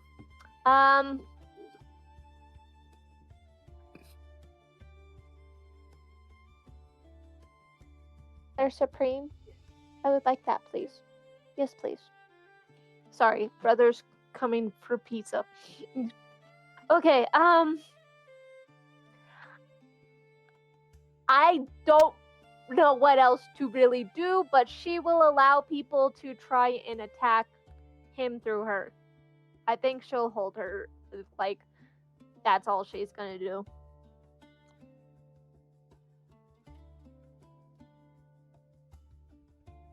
Very fair. Okay, next is Kobu's turn. Now, you said you had something for that. Okay, Kobu. So this is your little snippet, your little scene. What happens with you? The Weaver did not strike you like a warrior. She simply lifted her hands and threads of space folded inward around him like tightened silk. He did not feel claws or blades, only pressure of being unmade. His breath falters, his outline flickered. Every thread that made up his body began to unravel gently, almost lovingly, as if she was undoing a mistake in the tapestry. Thank you. One tug, his heart stilled. Another, his warmth left his skin. In a whisper, soft moment, he felt apart drifting strands of pale light, shattering like feathers on a breeze that did not exist. She knelt over what was left of him, nothing but a dim pool of stardust on the ground. With a small sigh, she drew a silver needle from her hair and picked her fingertip. Her blood was not red. It shimmered like liquid drawn, curling and spinning in possible directions as it dripped into the fading remains of your soul. Each drop hit the dust and burst outward like ripples in the water, weaving new threads from the inside out. Bone reformed first, thin, luminous scaffolding. The muscles shaped by her will, then skin soft and trembling like fresh paper. She cupped a hand beneath his chin as his lungs knitted themselves back into being. Breathe, she whispered, not as an order, but as an invitation. He gasps into air, returning to him, life surging the tapestry she remade. You're in your new body. Her blood glows faintly beneath your skin for a moment longer before fading, leaving only the subtle warmth in your chest and the knowledge that you are now part of her, whether you want it or not. Now, for the group, time seems to shudder. The world seems to lurch and yank as if a loom has been plucked too hard. The air screams as a space splits open along a thin, shining seam. Seconds stretch and snaps, each heartbeat echoing twice, the 3 times before settling into a wrong, trembling rhythm. Shadows lagged behind their owners. Blood hung suspended mid-air in fall. Even the sun seems to, the moon. The moon seems to be hesitant, unsure whether it's allowed to move. The seam widens, threads of light darken, spills out, weaving over one another, impossible patterns knotting and future together. The ground fractures beneath this rip and this tear, and out comes Kobu in his new form. Kobu, it's your turn.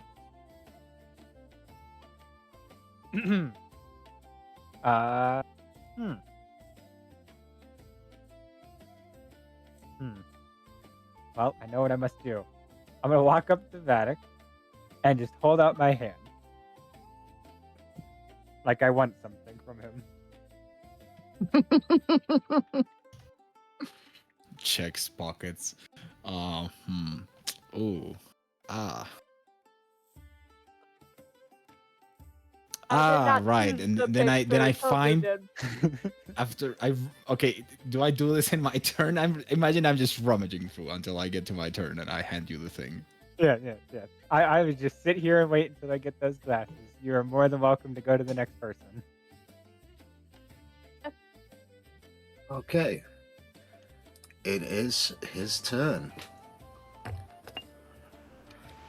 He's gonna try break his way out.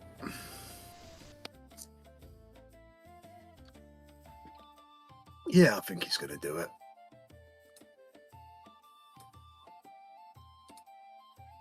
That's a 19 plus...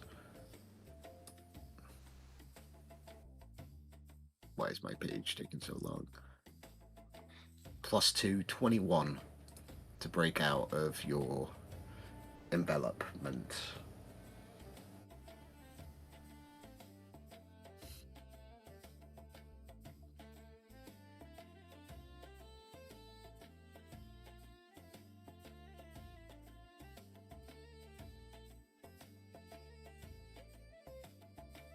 So he's no longer enveloped by Naomi, but that did take his action to escape out of it.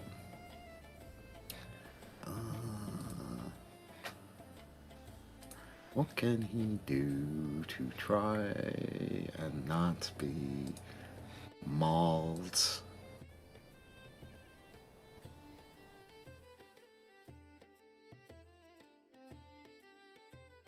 Oh, it's only during combat. And only if I failed. Oh, okay. Yeah. He's just gonna position himself here, ending his turn. Gallifrax, it is now your turn. Well, from my distance, let's double check one quick thing.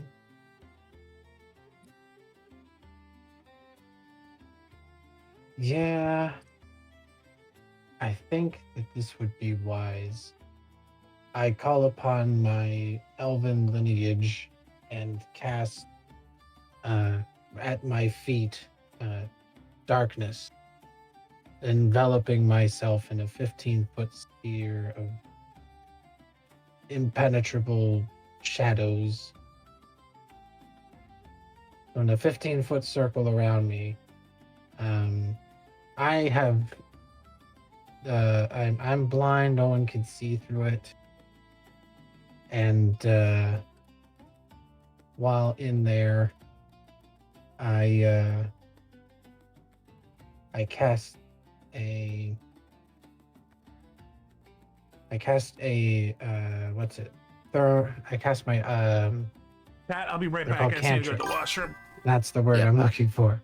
I cast thaumaturgy and begin playing a phantom sound of a loud but very low whisper coming from the darkness that surrounds me. And I move away from the source of those whispers back here. And I end my turn.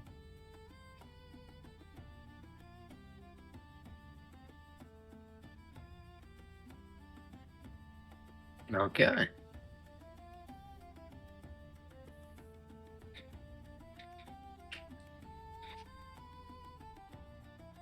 Radakin, it is now your turn. You see this orb of darkness appear behind you, as well as this new embodiment of Kobu before you. I will deal with that when I have to deal with it. I will I don't know if this counts as a bonus action or what, but I'm going to take out the purple glasses that he handed to me. And I will allow this as your bonus. I will allow this as your bonus action. Okay. And then I would like to know who here speaks Elvish. Good question. I might. I am back, chat. I am back. Okay. Let me just move. So as I'm moving, I'm on my right hand. I have the yes, I took it. Arcel the said, dwarven I do. thrower. You is a little Nice, loud. nice. So I'm gripping really tightly the dwarven thrower, the hammer. And as I throw it towards this guy, let me make the attack first to see if I hit. Chat, I hope you're enjoying D&D. We do this bi-weekly. It's a lot of fun. No, that didn't happen. Right now we're in a big-ass fight. Because I really need this to hit. I also add a d10 to it. So that's a total of 23 to hit.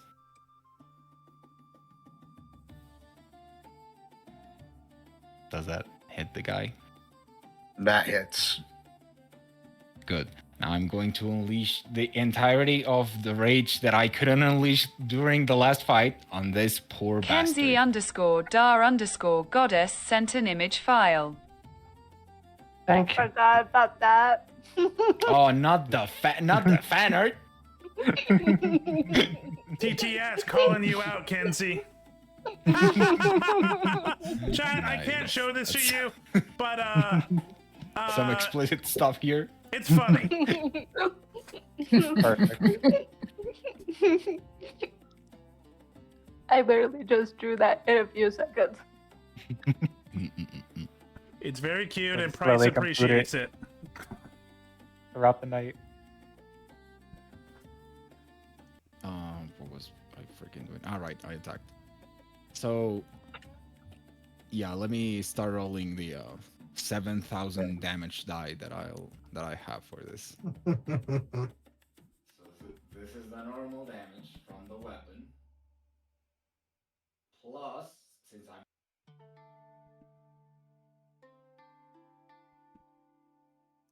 so that's a +3. Plus, I'm spending one of my spell slots to use Eldritch Smite, and as I do this, I say in Elvish, "Who gave you permission to move, dog?" Very derogatory. It might be. Maybe I have something against people. In Elvish, he replies back to you, "Oh, to be fair, I don't really need permission from anyone to move. I go where I please."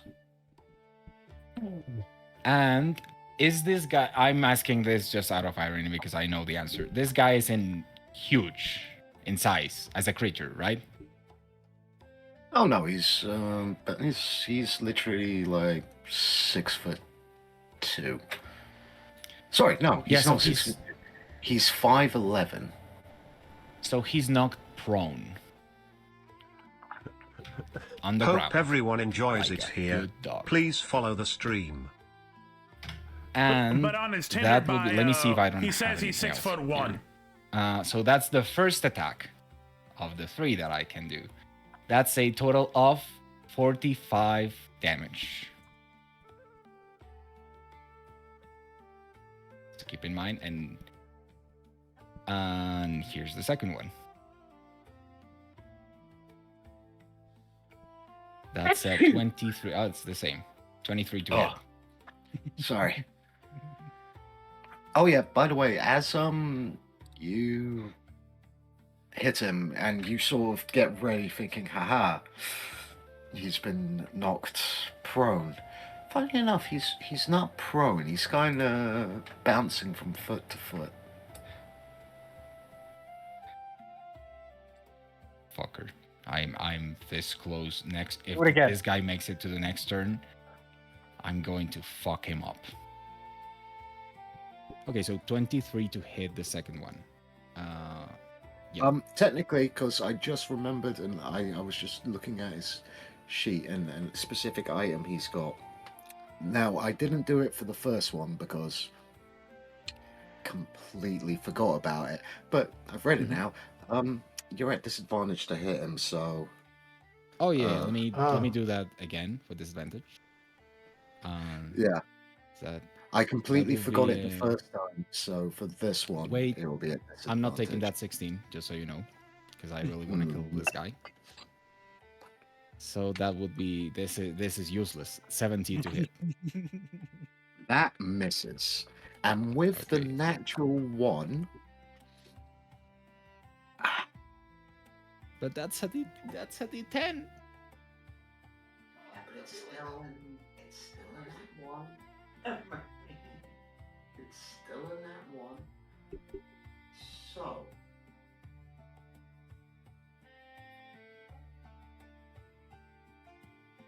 There's a possible 1, 2, 3, 4 other.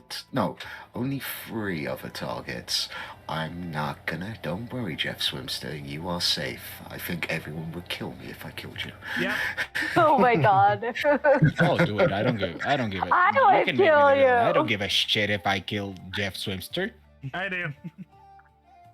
I don't. I can become the villain to the party. I don't mind. I thought I was. I'll kill, Yeah, I was I'll about to say, kill that that's thing. Kobu.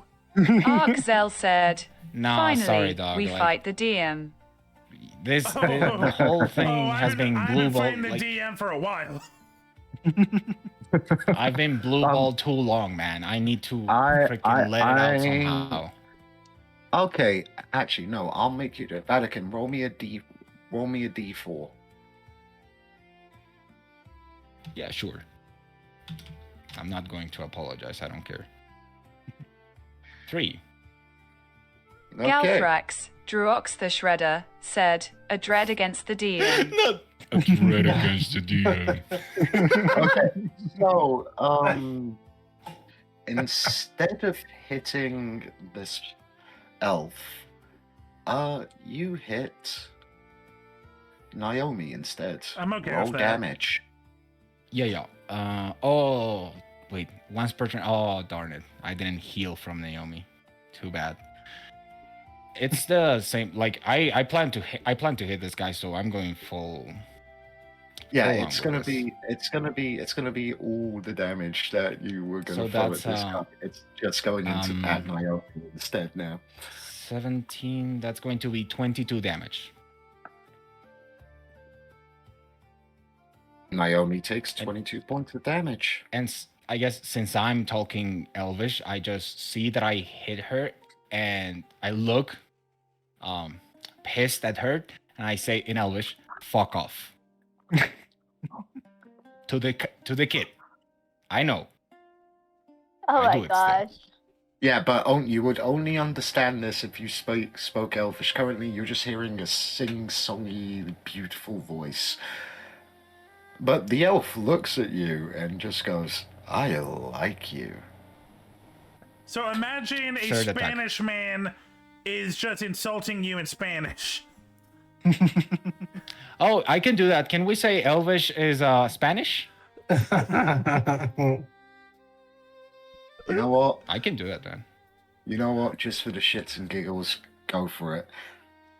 Yeah, I just look at Naomi, and it's not the same expression, just so you know. And No, I I know. look at Naomi, really pissed off, fire in my eyes, literal, actual fire in my eyes, and I say, "Come mierda." If you know what that is, you know what that is. I do. She looked at you tearing up. Turns out Naomi took Yeah, no, I ain't Spanish in gonna high school. apologize, kid. Third hit. Hopefully no nat one on this bullcrap. No, I'm dying. Wait. Let me just pause that. I'm gonna have to refresh. Freaking D&D Beyond doesn't want to cooperate with my violence. What is this? Yeah. Incoming It's 24 to hit. No. That will hit, and for the rest No, of the fuck. No, never mind. No, it was disadvantage. Never scratch Yeah, it. I was about to say, hold up.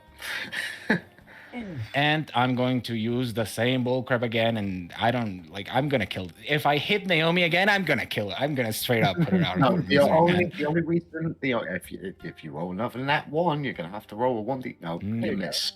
This just misses. 9. No, but it's a 14 plus 9. Oh, 14 plus 9. Sorry, my bad. 14. 23. 23. Yeah, hit. 23. Yay! Nice. Congratulations. And this is. So that's. Do I want 18 to? Do I want to plus- use? Do I want to use this right now? Do it. No balls. Should I be mean? Explosion. Actually, no. Yeah, it is technically what he would do. So he's gonna, as a reaction, he's gonna use bait and switch. With Naomi. Yep.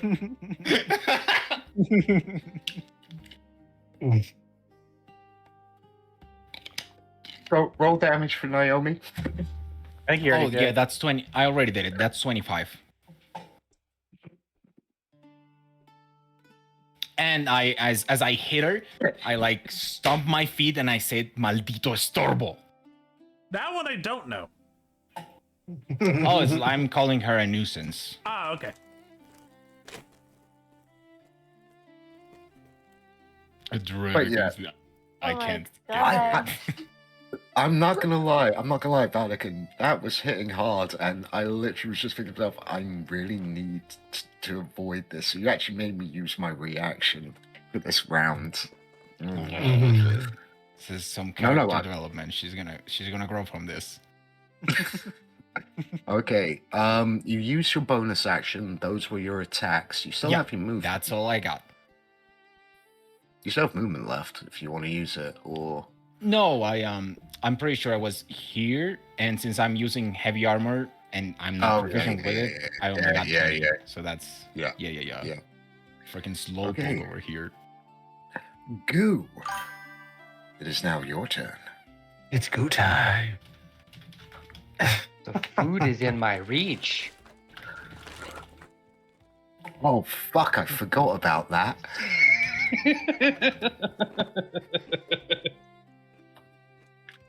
And you motherfucking made me use my reaction as well. God damn you, Vatican. I'm not sure because I'm still figuring stuff out. I'm pretty sure that if I'm spending focus, I can not only attack 5 times this turn, but also every one of those will be a grapple attempt, which will auto turn into an engulf if they succeed in hitting. And stunning fist off of that. Before you spend the key, before you use one of your focus points, you have to hit. You have to land. Yes. Yeah. Thank you. Okay. Cool. Yeah. Yeah. Walking through it one step at a time. I just want to make sure that I get. So. Yeah, you can get up to 5 attacks in this phase because you're a monk. I must. I'm sorry. The slime is a monk. And then it actually starts to look Uh-huh. some sort of Clearly. Yeah, you can't tell. a little bit more airbrushing. The no bone muscle slime. Guys, I really wish I'd had this done in time for Halloween. Yes. Like, this turned out so good. I can't Also, believe how creepy it someone's looks. TikTok. It's giving haunted Victorian doll crossed Kenzie. with eldritch horror, and I love that. Kenzie, thank you.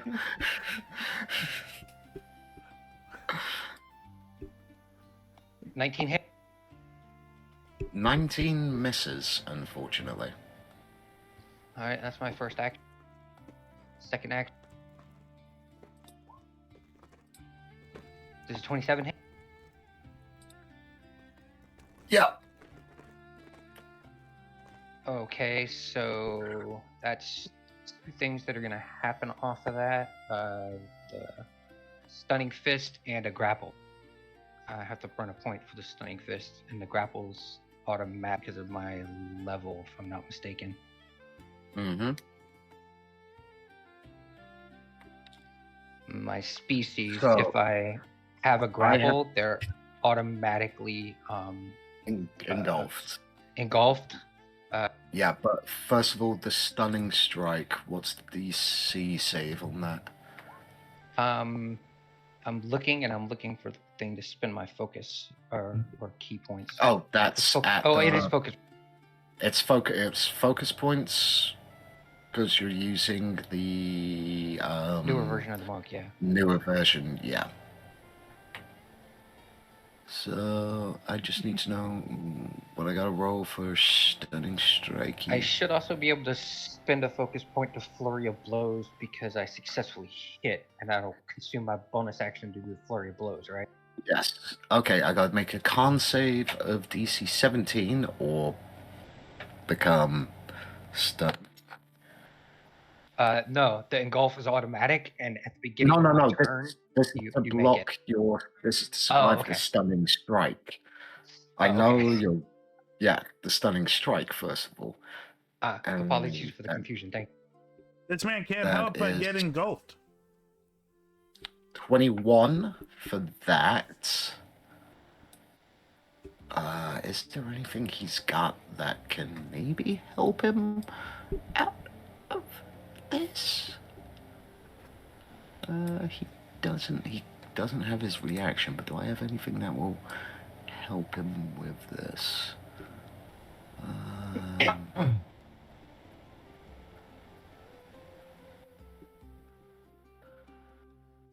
I really don't want to get engulfed again. Eat the hot man. Eat the hot man.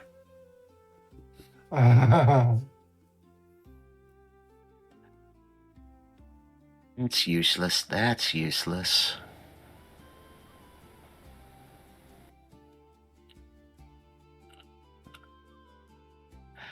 That's useless because I already used my reaction.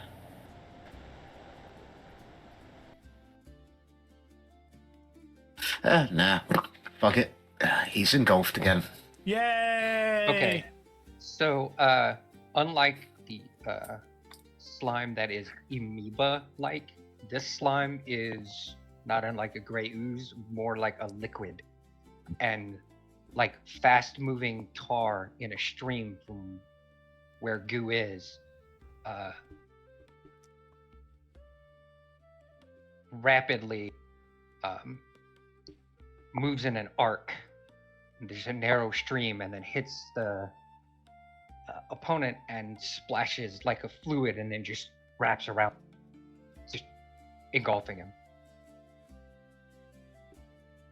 And now even though he's engulfed in my belly, so to speak, he still can get attacked. So,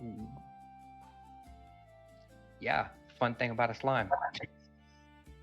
Yep, they can open up Any part sections of its of their body is an body. unarmed attack. Mhm. So stunning fist. What is it? It's a better version. Instead of doing 2, does 3, but costs me something. Where is it? It's the higher level one. Oh, come on! It's still the not height. It's flurry of blows heightened, which will Yes. give you 3 unarmed strikes instead of 2. But it's an extra. for my bonus. It's a, yeah. So you'll use 2 focus points instead of 1 focus point. Okay, so that would be a total of 3 focus points that I have to take off my character sheet. I'm gonna have to find that at some point and take those off. But I'm just gonna. The focus points are just if you are on your actions page, right at the bottom. Oh, there we go. Yep. Cool. All right. Alright, so you get 3 more attacks against me. Is he? Oh, I have advantage on this. Ooh. I'm pretty Yep, sure you I do, got 'cause that he's right. currently restrained. Yes. That's the first attack. 2 rolls for the first attack. If you on D&D Beyond, if you click on my brain, hold up. There's a way just to click and roll. Right click. I found it. Yep. Yep. Right click and you can do the. Okay.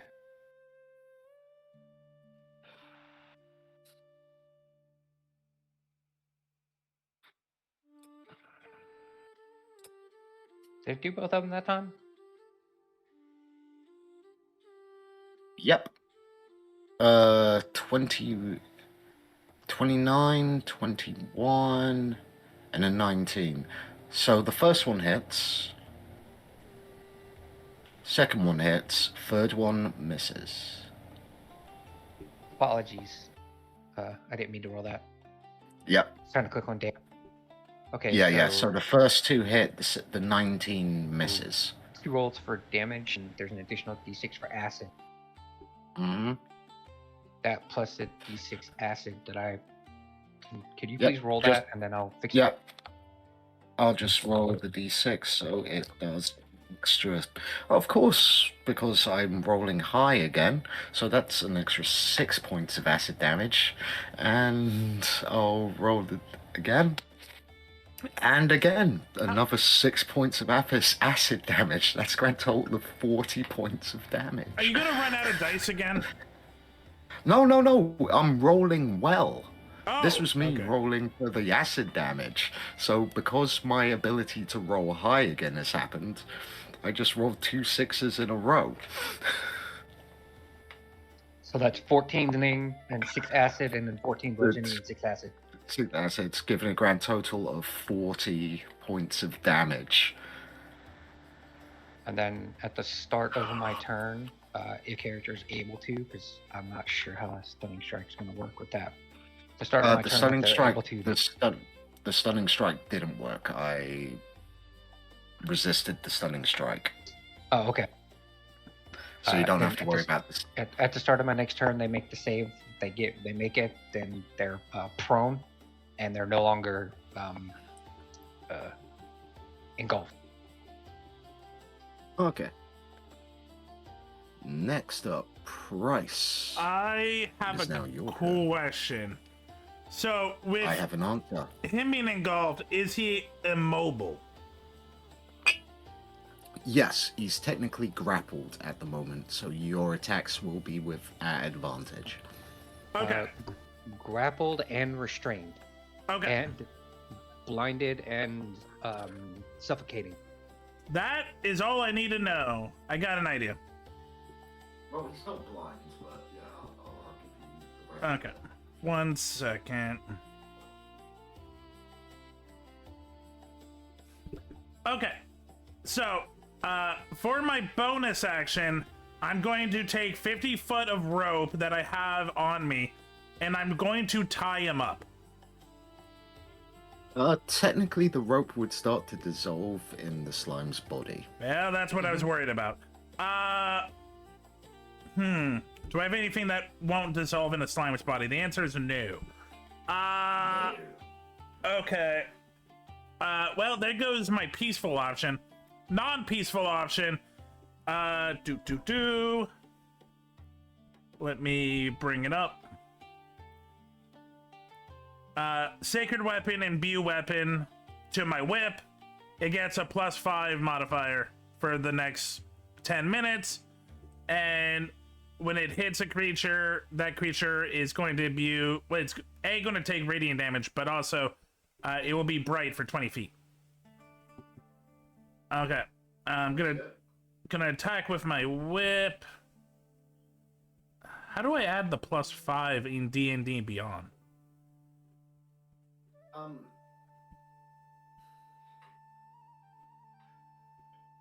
For that, just roll an extra d6 on top of it. Okay. My way of going around it right now. I'll sit down with you at a later date, and I'll show you how to add it later. Okay, so this is just the normal whip damage.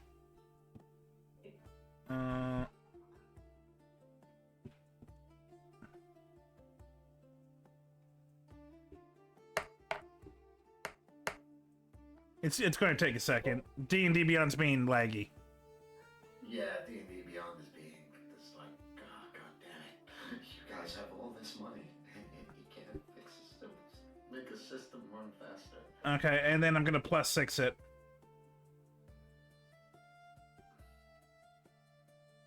You could roll a D5 within. Yeah, I just realized I could have done that. Yeah. Yeah, within roll 20, you could just roll one. That's what I would do.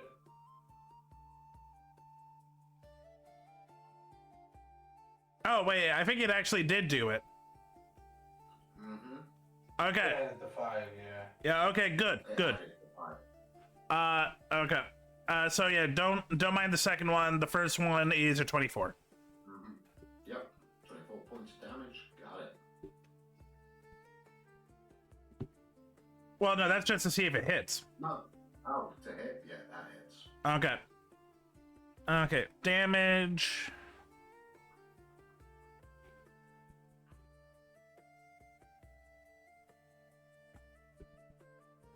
I'm sorry. I know it's not my fault, but I still feel like apologizing.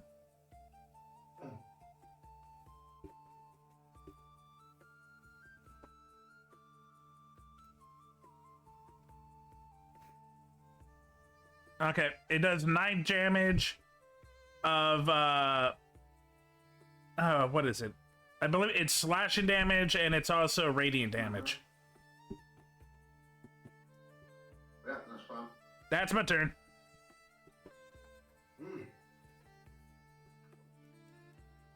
Right, Kenzie, it is now Callow's turn. Okay.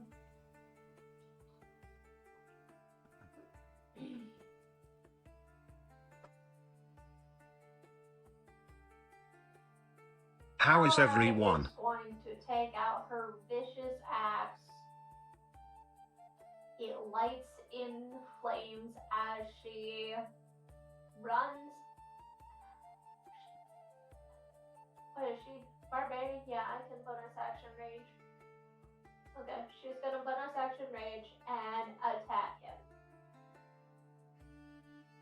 Remember, her attacks are with advantage.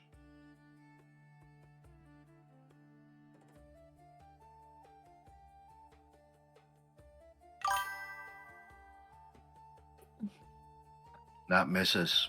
Even with it, is that with advantage? Yep. Okay. I think they were both 9s or something like that. Yeah, no, I see it. One was That one's better. Dirty 20 though. Dirty. He can't react, so he used his reaction, so yeah, that hits.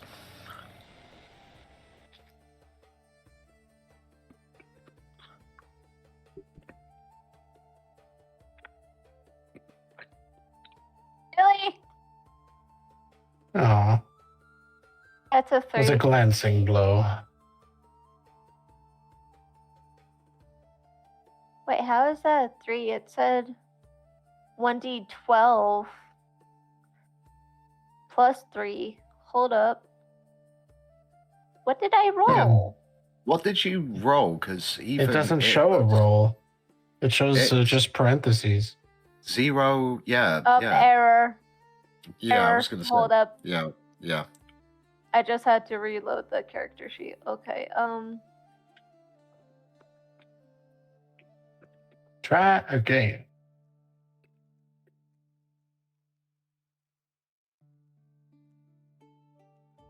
That's right, viewers. You too can have errors during your playthrough.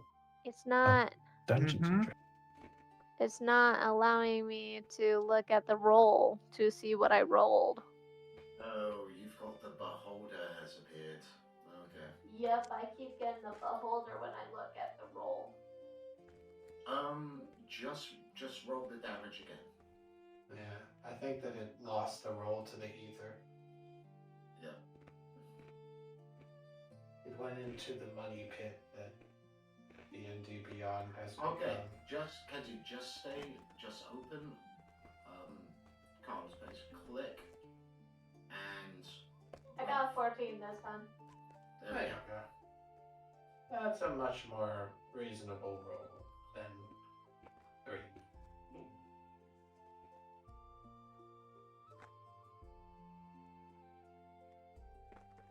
Okay. That's her first action, because it says 2 Wait a second. attacks per action. I need to just roll something here. Oh yeah. So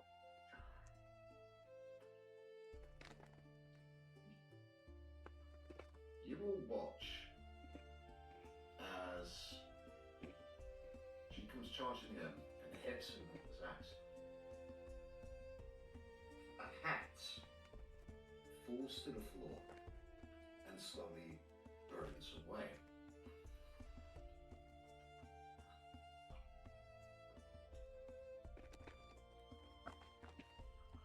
And hun, because you didn't pick one of the images that I sent you, I just went with one. You didn't send me any. Pinterest. It was in Pinterest. I saw the last thing I saw was that you added characters. I didn't see anything on Pinterest. I literally looked. But yeah, I added a lot of stuff. But there. It's out of the 4 grizzled images I sent, which one would you like most? Yeah, but that was after like so many others. You really? I thought. Fine, I'll pick one. Yeah.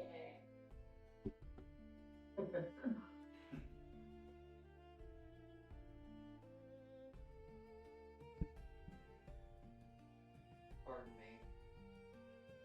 Pardon me. I just realized that I did not put my character in the same square as the. I don't see a grizzled character. That's okay. You can move them on your turn. I can't choose when there's no image to look at or choose. Okay. That's fine.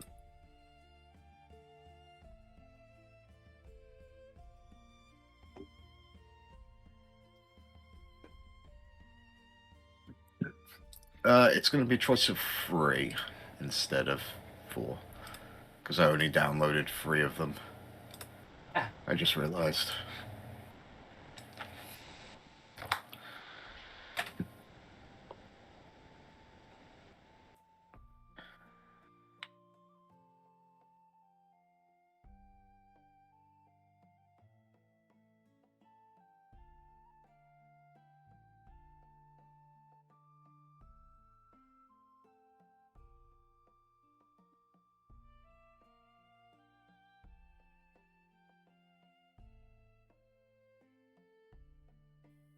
It got quiet.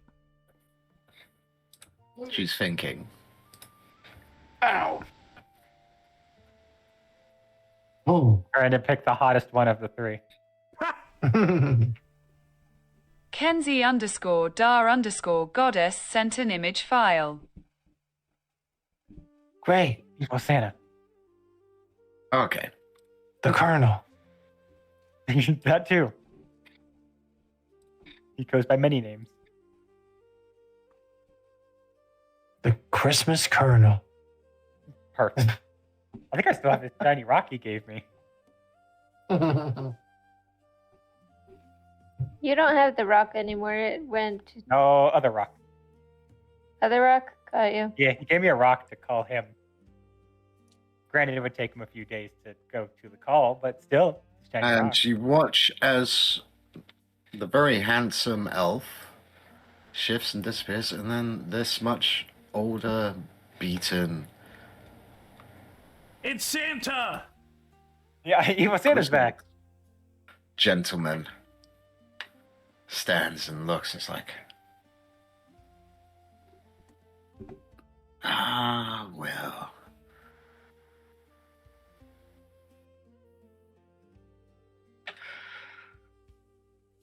Now you see me for incoming what I outbreak. am. And now she can do her. Does she have any other attacks or anything? Yep. She has her bonus action. Because she's a raging Oh wait, barbarian. she already bonus action. Yeah, I rage. was about to say. Never mind. I'm good. Yeah. That's her turn. Oxzel, it is now your turn.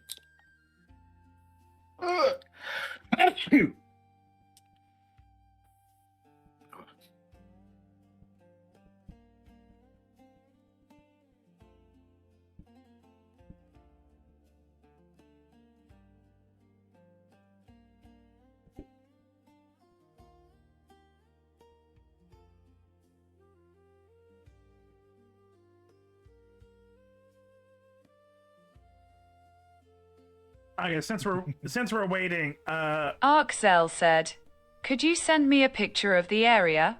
Certainly, I'll get right on that for you.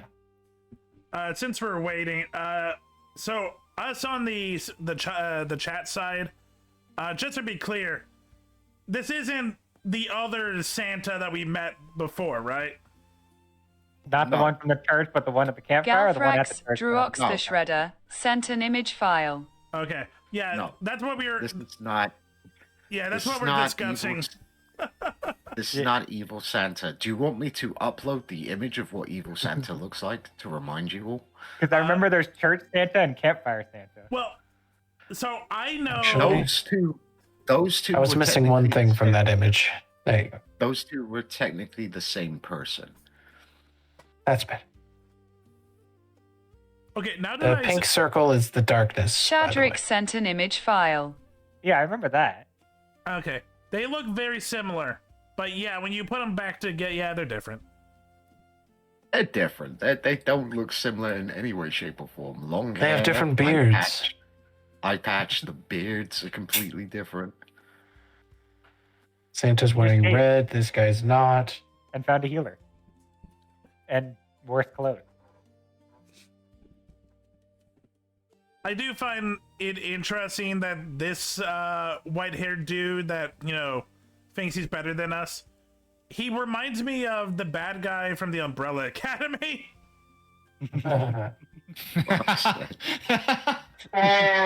Nice. Arczel said, "I will cast 2 firebolts with advantage, correct?" Yes, you can do that.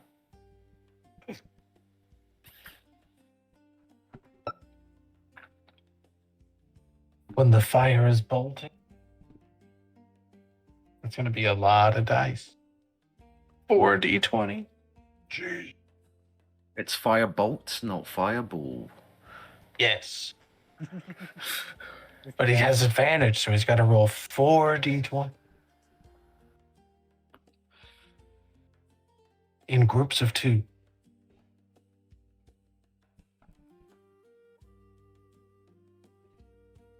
21 hit. 21? Yes.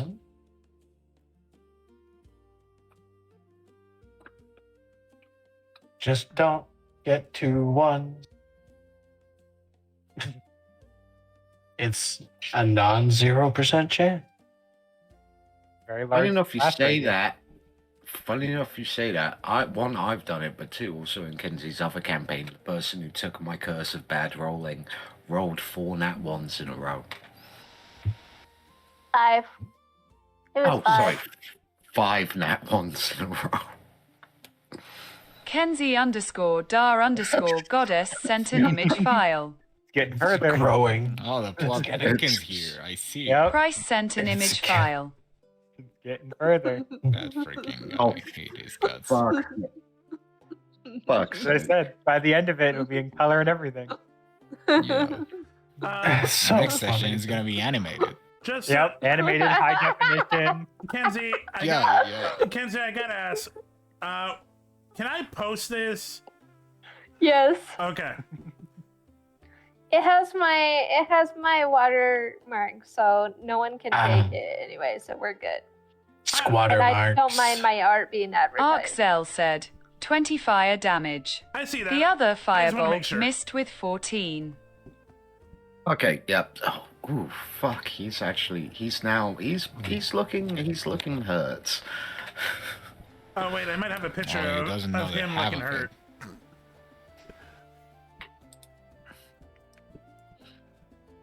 Okay. Is that the end of your turn, Arxel?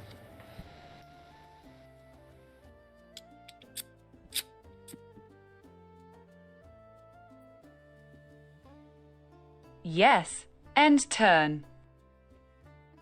Top of the round, Naomi. Okay, I untap It's all now my your turn. lands. I draw. Naomi is going to run to Swimster. Price Feeling sent an image hurt file. And confused, and she's going to hug Jeff Swimster, unsure how to help, because Vatican basically wanted her out of the way. As you What? hug Jeff Swimster looks up at you, nuzzles into Naomi. You heal 12 hit points as Jeff Swimster suddenly glows for a second. So, and Naomi heals 12 hit points. Are refreshing. Thanks, Chef Spiral.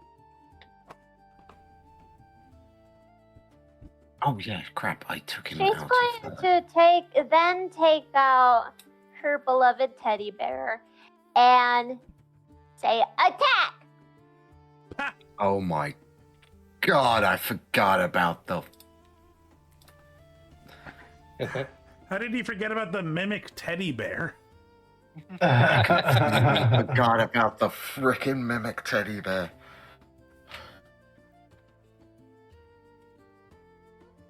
Hold up, I'm just getting the... I don't have a token for it yet. Session stuff. Well, the good news is my character is hungry but not greedy, so it'll share. The mimic can have the legs. It's fine. It's fine, I don't see the teddy bear We picture. It's fine. We Okay, never actually did teddy bear image. 'Cause yeah, I did. Remember, Naomi I did. used to just be holding. Remember? Okay. I did. It was like a felt teddy bear. It wasn't really the best teddy bear. Okay. Where's the token? I'll just have a little random token. Okay. It's going to run up to him and it is going to do a bite and a claw attack. It has advantage because he's still grappled, right? Technically, now it would be at disadvantage because it's the top of the round, but it just a straight roll. Straight flat roll. That's a 6 for plus 4. That's only a 10. That misses. So his bite misses. And then he's gonna try and claw. That's a 19 for a 23. And then that's going Still to restrained, so I technically can't do what I want to do. So yes, that hits. 2d6 plus 2. 7 plus 2, 9 damage. Okay. Does that end Naomi's turn? Yep. Okay.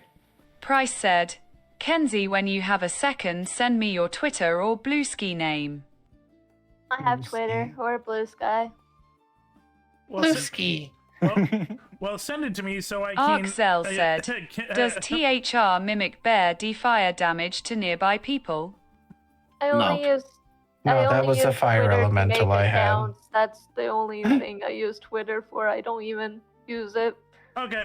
Was that little fire elemental guy? I use Instagram Vadokan and said, other stuff. Freaking League reference. Send me your Instagram so I can link it. Galthrax, Druox the Yep. Shredder, said, Tibbers. Okay. Kobu. It is now your turn. Timbers. Hey, Price, you still trying to tie this man up? I would like to. You want me to?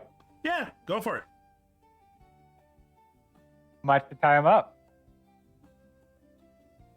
Pardon me, a polite reminder for the fellow player. My character as an ooze engulfing him will destroy the rope.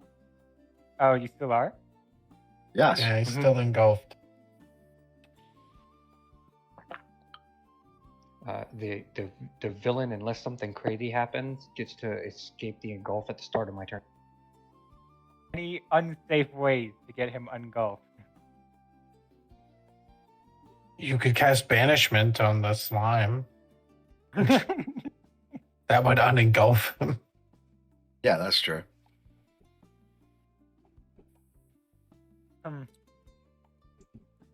Nah, I don't know what's going on. I'm just gonna sit here and watch this happen. Okay. Nobody said a thing. I don't know why we're beating up this man. Wow, I had a cool epic intro for you, and you. They didn't give me. I literally came into this place and seeing a bunch of people beating the snot out of a very young dude and now a very old dude, and I have no clue why. Okay. Nobody told me a thing. Ending Kobu's turn. It is now You his guys- turn.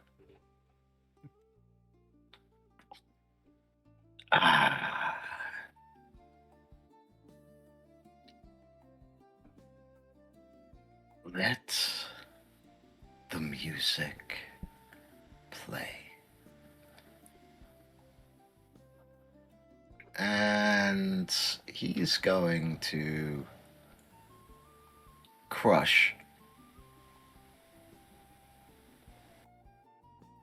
an orb of a bead of force.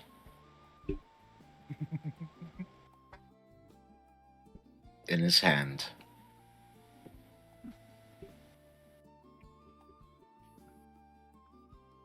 So, oh, wrong page. That's what I need.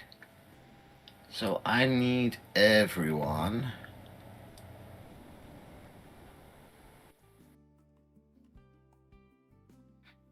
covered by this circle you all need to make a Dex saving throw, DC of 15. Okay. Including him. He passes. Since I'm engulfing him, do I get to save? 5. You also have to make the save. Okay, so Vatican failed. It's going to take a second. Kenzie, I need you to roll for the Mimic, Bear, Kalar as well. Goo passed with a 17. Price passed with a 16. I didn't want that. I wanted it. There we go. Okay. That's an 18 for Kalar. And then for the bear.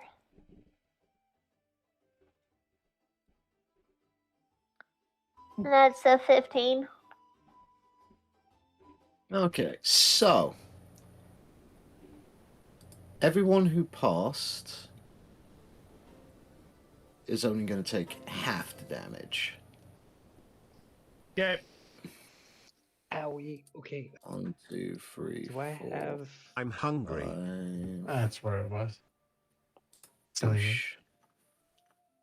So everyone who passed takes 7 damage. Everyone who failed takes 14 points of force damage.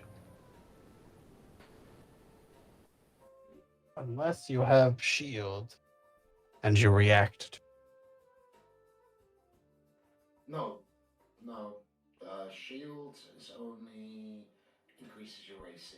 It doesn't. I thought it blocked the force damage. No, that's Magic missile. That's magic missile, and or if you have a physical shield, and you're a shield master. Oh wow. But yeah. Also now you see as he is now contained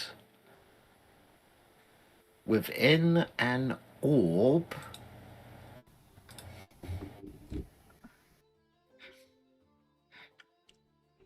Pardon me. Just want to move that there. Goo gets pushed back as well. Everyone gets pushed back. Evasion would take nothing. No. This. But I am no longer engulfing. Yeah, you're no longer engulfing, and he currently stands there in. Hold up, let me just. Push away from the census here until they are no longer inside of it. Okay, so he is now enclosed within a sphere. Only breathable air can pass through this sphere's walls. No attacks or other effects can harm him.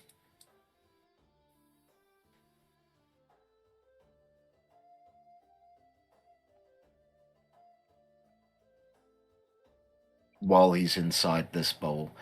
And it typically lasts, right? I've used it, so I need to click there. Clear that. I need to double check how long this lasts for. Do apologize. It's been... I'm going out of D&D Beyond. Yeah, so basically for 1 minute, so for the next 10 rounds, you can do no harm to him. Well, that makes my my choice simpler. And that was his action. For his bonus action, he pulls out a health potion and chucks it. Reaction slap. No. doesn't work. You slap yourself. I So joked. he's going to heal. Come on, D&D Beyond. I just clicked it. Okay, fine. I'll roll the 10d4 separately plus 20.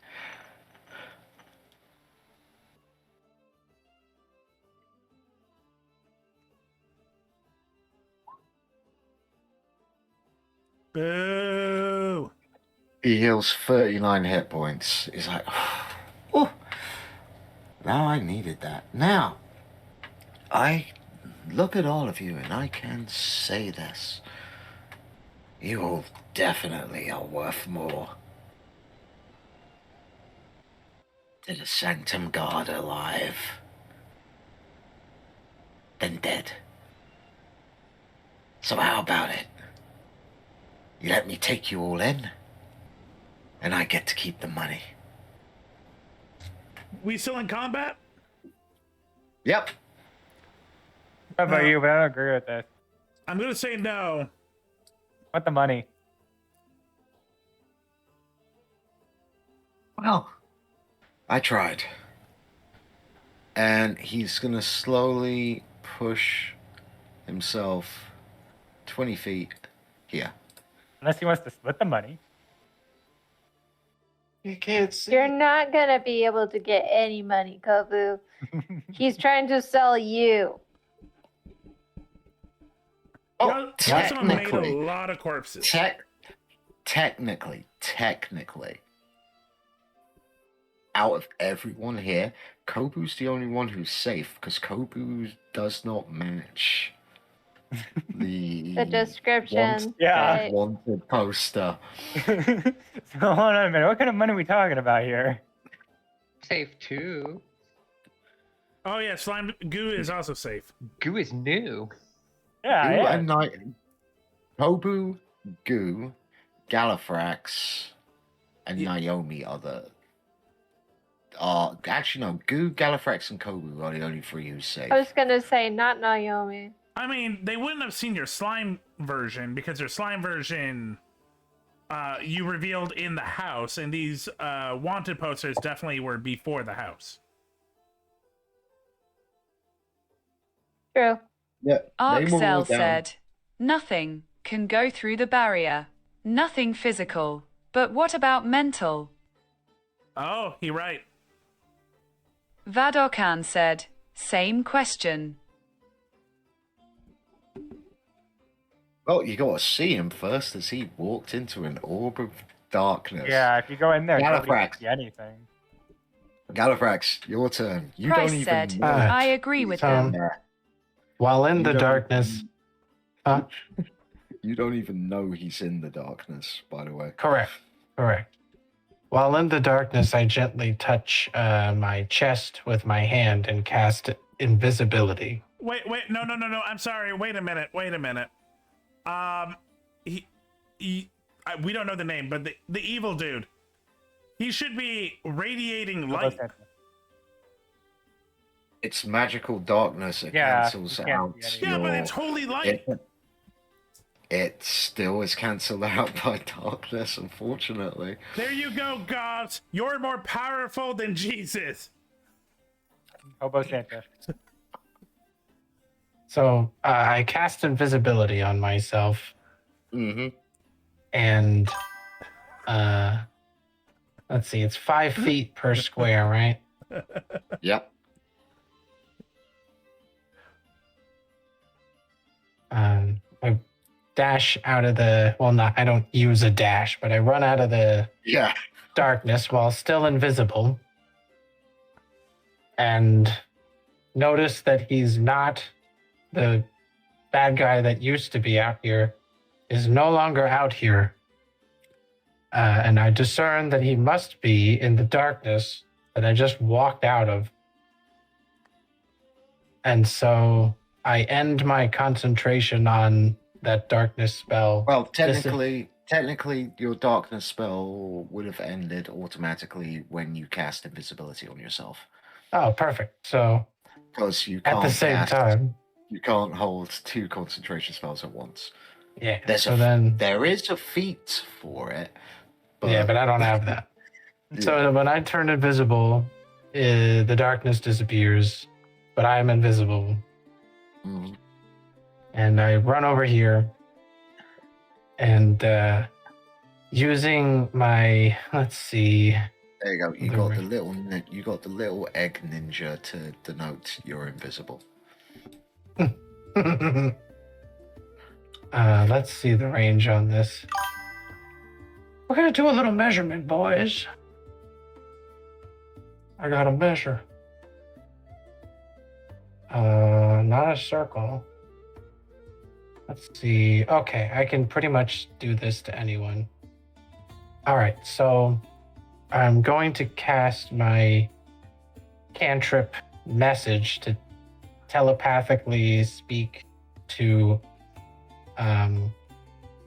probably Price and be like, hey, this is Galthrax. You can't see me right now, but could you say out loud why this person is attacking us and why we're attacking them, please?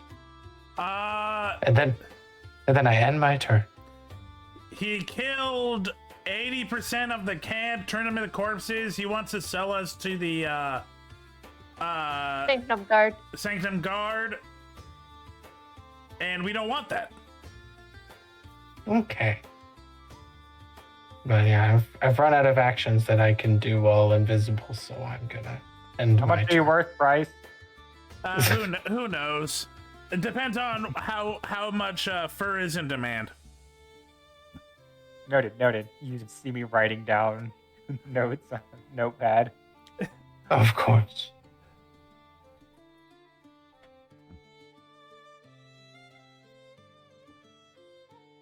You know what never goes out of style? Orc teeth. I'm guessing it's like ivory. Yeah. Incoming ad break. Ivory with Do you extra say- sticks. Do you That'd be say that out loud? No, I do not. Oh, come on, man. Give me something. Don't be like that. Give me something to work with. You have enough blood rage targets. You don't need another one. Boo, what color is your eye? You're picking a fight with the kid. Green. You're picking a fight with the old man. You don't need a Did fox. you say green? Yeah. Okay, thank you. No problem. You already have like but, you already have like the veterans and the child abuse people. Like you don't need PETA.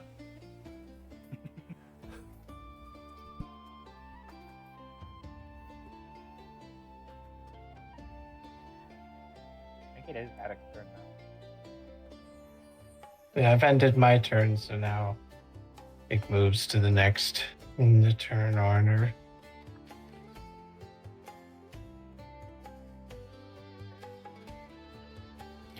Am I going insane? Can anyone hear Shadrick? Ravens, I mean. No, Yeah. is Raven I don't hear them. Baby? Sorry. We lost My him. mic, for some reason, was not working. Again. Okay, there you go. Here we go. Hello? Yes. We can hear you. Yes, ma'am. Okay. Yes, sir. Okay, because my stuff, like my headset, everything died on me. So, can you repeat? Just repeat, because my stuff At the end died. of their turn, it's the next Oh, okay. turn. It's Vatican's turn. Vatican, now your turn. Okay, I actually, my PC shut down a couple of minutes ago, so what's going on? Is this guy in darkness? No, he's No. not in darkness, but he's invincible except to mental attacks, I guess. He's Okay. invincible. Except for mental. So I need Yes. to know two things. I'm gonna throw two possibilities at you and let me know if any of those work for his invisibility. Invincible. Can I place a curse that doesn't damage him on him? You have to see them. And Is something like blocking my view or just the fire? Or No, what? no. You can see him. He's just surrounded by a orb of force, where no attacks. Hold up. No attacks. Oh, hold up. Only breathable air can pass through the sphere's walls. No attack or other effect can. Lame. Yes, I guess mental doesn't work. Yeah. That means you can. So, yeah.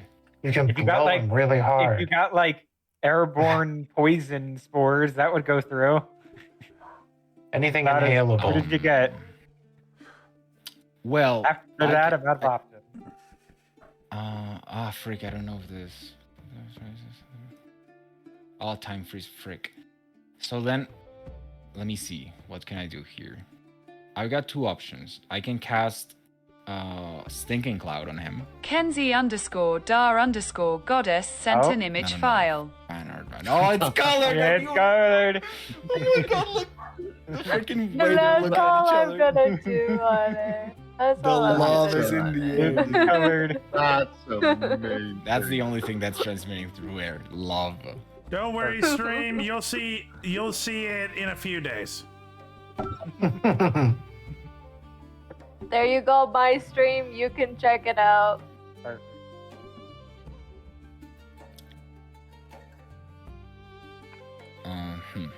Frick. Let's see, because I got like. Wait, can he hear us? No, but it's all magical effects. Oh, Yes, no, frick. Yeah. No, Yeah. wouldn't work. Well, if the only thing that can pass through it is air, no, he shouldn't be able to hear us. All he should be hear is it's. Right. Roast him It so goes around hard him. he cries.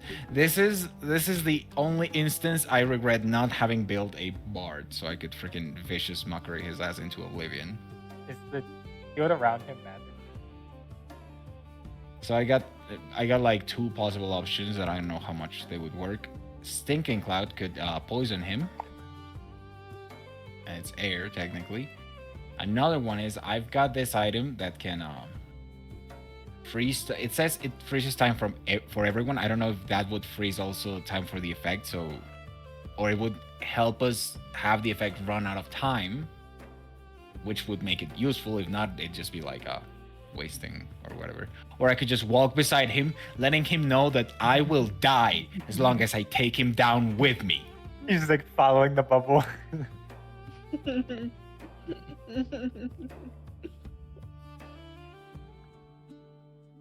He's just standing in this bubble, looking at all of you, smiling as he's fishing out another health potion for Dude, I'm just lying on the ground, completely lost on what's happening. Wrong place, wrong time for me. I mean, technically, I will state this. The sphere can be picked up as the magic within it causes it to only weigh 1 pound.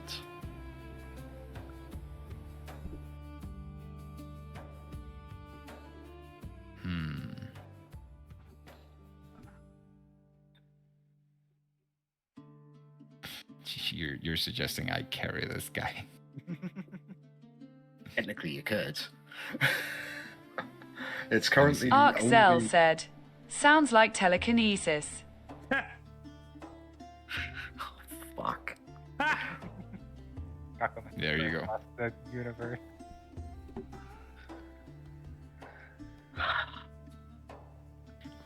He's not wrong.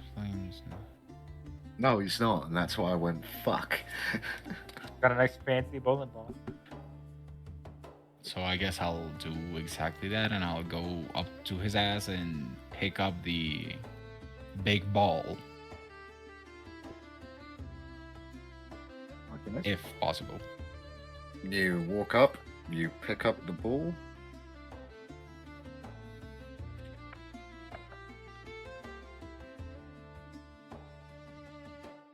Mm-hmm.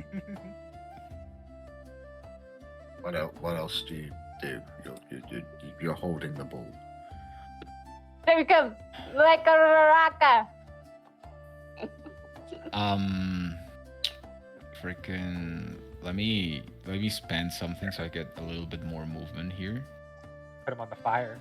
So I'm gonna. That is exactly what I want to do. I spend my adrenaline rush so I can take the dash action technically as a bonus. I'm gonna put Big Ball Man over the fire. Okay. He kind of looks at you and looks down and looks at you again and shrugs. As you look down, you see the fire is being pushed outwards by the ball and having little to no effect. It'll take some time to heat up. It's like boiling water. Yeah. It'll take time. I got 10 minutes. I've got 10 minutes. I got all the time. You know, freaking for revenge, I'll wait a year for this guy. I just need to get it out of my system. So is that the end of your turn? I don't really think I could do anything else. So Yeah. Goo, it is now your turn. I understand. Excuse me. As a player, I understand that the sphere cannot be damaged. My character, on the other hand, does not know anything. Yep, nope, that's I am going to my behave as guy. such. My guy right here. Let's go. So everything that I did to this individual in the previous turn, my character is going to attempt all of that. So if I succeed grappling the sphere, engulfing the sphere, whatever, you let me know. But everything from the previous turn is all happening again, focus points and all. So Okay. yeah. So you don't have to roll, just take the focus points away. It has absolutely no effect on the sphere. I understand. He got weaker all of a sudden. But I love the fact that I've now got this image of literally this goo monk just literally doing everything and then just sort of reverting back to itself and just like looking confused. Arcel said, possible Kirby to lost grapple world this moment. Fuck, you're right, Raz, you're right. Technically, no, the sphere is immune. You can pick it up, that is it. It's immune to all other effects. Okay.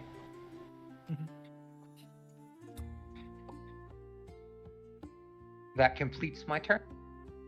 I Okay, gotta move my Christ. It's Yep, a bad move the time to carrot. crack nuts. Give me a second. Bryce, it is Oh now no, your turn. my apologies. I don't have to move my character. That's 5, 10. No. No, yeah, you don't. Yeah, that's true. You can go right back to where you were.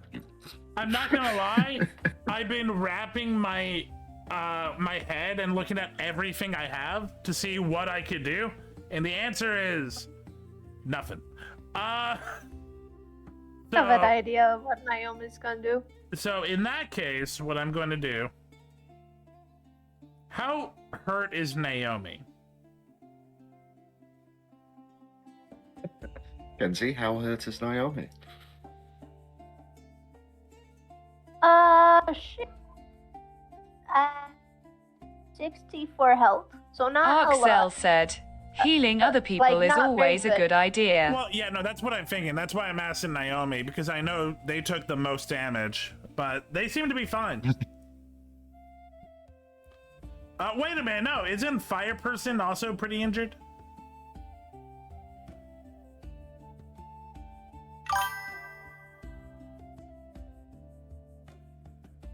Kenzie? Fair person? Yeah. No, she's fine. Okay, well,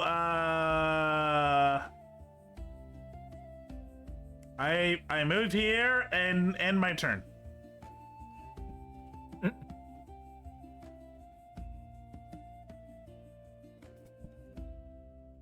Okay. Kalar, it is now your turn.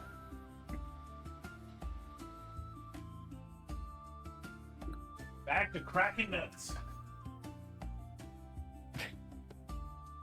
Is that all Kalar is doing, Kenzie?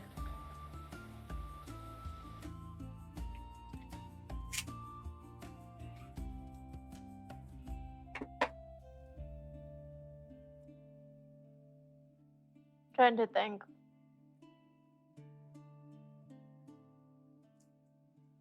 Yeah, you put us in a weird situation.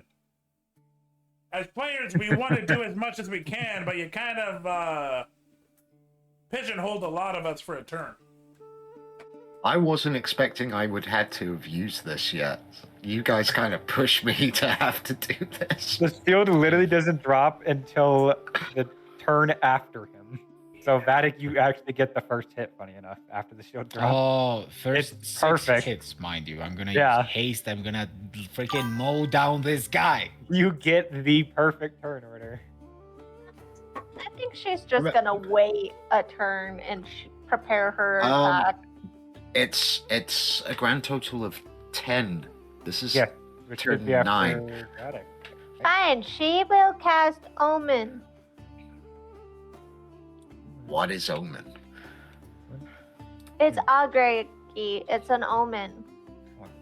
You receive an omen from the otherworldly entity about the results of the course of action you plan to take for the next 30 minutes. Wheel is good, woe is bad. Will and woe is good and bad. Indifference, neither good or bad. So she's going to try and determine, like, them waiting, will it after the wait be good or after the wait be bad? That's what she's hoping for. It says I can use as many times as I want, so the longer you wait, what comes back is the longer you wait, the worse it could possibly get. Magic April, tell me what to do. Ask again later. Okay. So, Cedric, it's every turn, right? It's 10 turns. If you use the beat on his turn, it used to be on the first round, so it's 9 more rounds because the beat of force lasts a minute, and so then it would end after his turn. 10 rounds. Going through everyone is 1 round. Then we get the top of the round, which is the start of the second round, and continue. So for now, it's gonna be Arxel's turn. Then after Arxel, it goes to the top of the round, and then that's when you're on round 8. So there's still 8 turns of him not being harmed. At the beginning of the Math turn, doesn't add to that, but keep going. At the beginning of the turn, Price wants to say something before the next turn starts. Yes, but it's Arxel's turn now, so. Correct.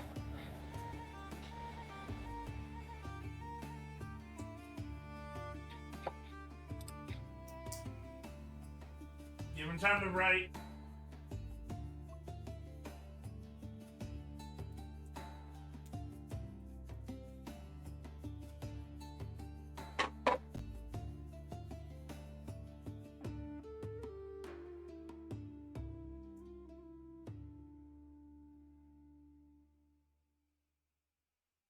Chad, are you enjoying this?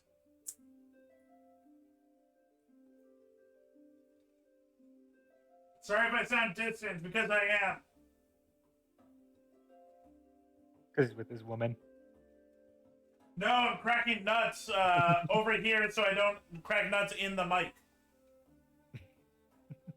I'm eating pecans. No, he's with Kobu. What do you mean? Did he see my drawing? Yeah.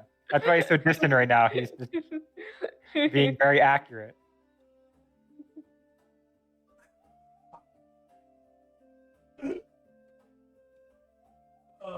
Does anyone have this spell or something? I have an idea, but I'm waiting I'm till hungry. I'm waiting till the top of the turn. Naomi has an idea too. But Ravens might hate me for it. Problem is, Mike doesn't do this. Not going to do much. He immediately goes after me.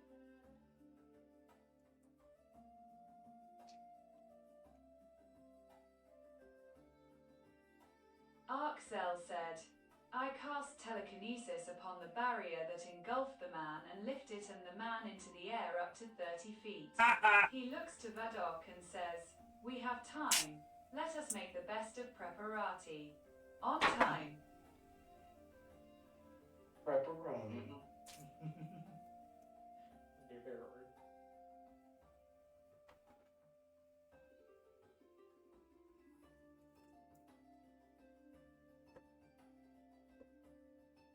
Okay, so you've lifted him 30 feet into the air. Does that end your turn?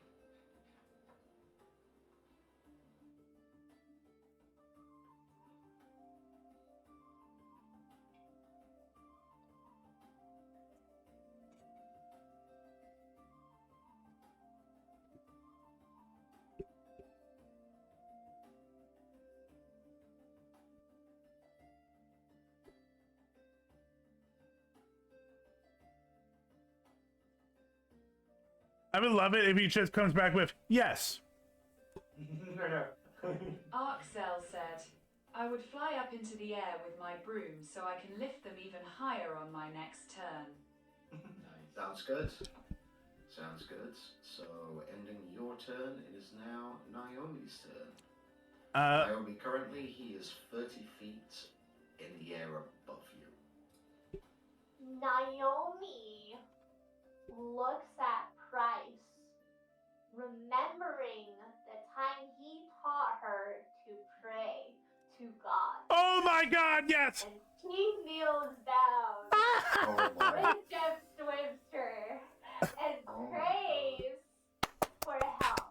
Oh my God, yes! You said I can't do it! I have a plus Vadok said, "It was not the power of prayer." Okay, hold up. I'm just... 13 to pray. Hold, I said hold up.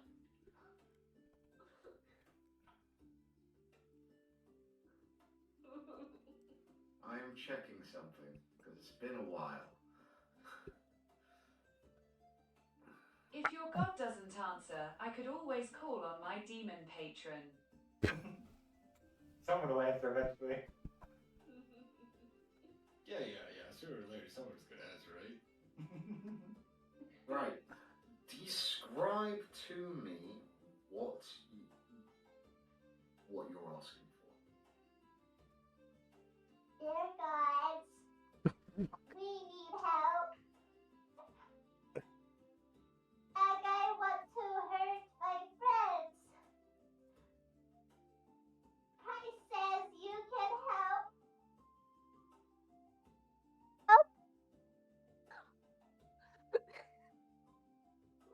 I don't know if you heard that. Okay.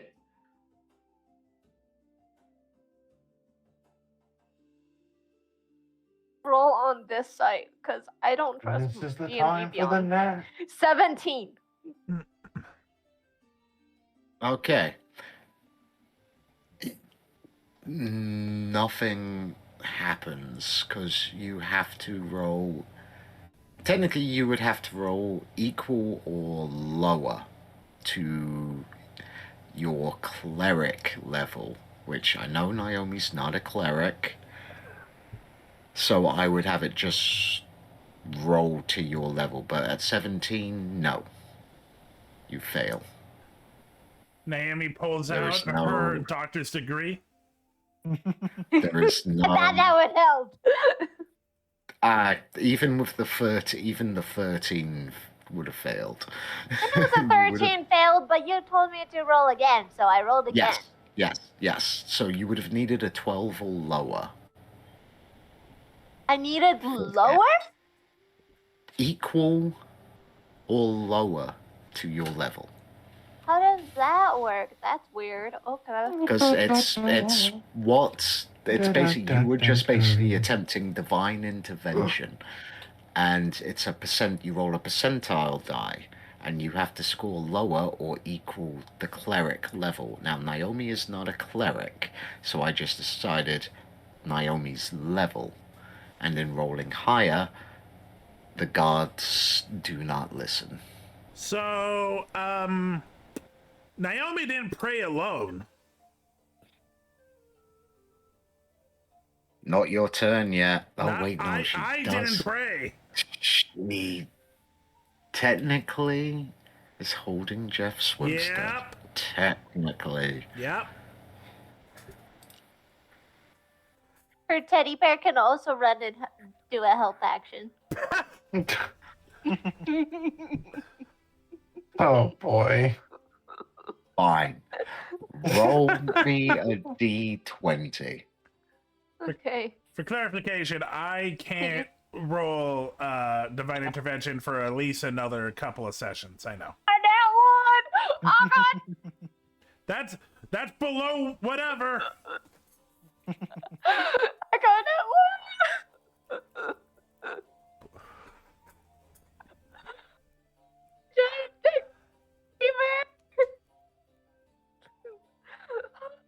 I've never heard someone sound so excited about Arxel rolling said, that one. first time a nat one is a good thing. Oh. She summoned Super God. Super. Okay. The goddess of magic appears. Hey, you can't use that. That's mean. I now have to Google, does D&D have a slime god? I need technically, but that's something me and Kenzie need to sit down and discuss later. But what I do need from everyone else is what would be best to make everyone else roll. You know what? Yeah, that'll do. I need everyone to A fish god. Price make said, a link. a religion check. Okay, we're rolling religion. Yikes. Fuck. Religion. Oh, there you are. Religion. Yeah. That's with a +7, by the way. Yikes. Yeah. Yeah. Right. Man who hates all churches rolled higher than the man with +7 religion. With a plus. Arxel said, 19 for religion. 2. Okay. That's also with a +7. God damn it. Oh god. Okay.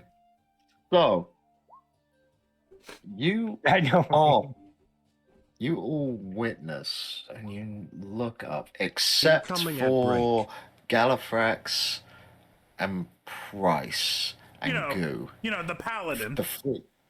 The three of you don't notice anything much change, where the rest of you see for a split second the clouds above you part and a bright light shines down onto Naomi and then moves, enveloping the hunter.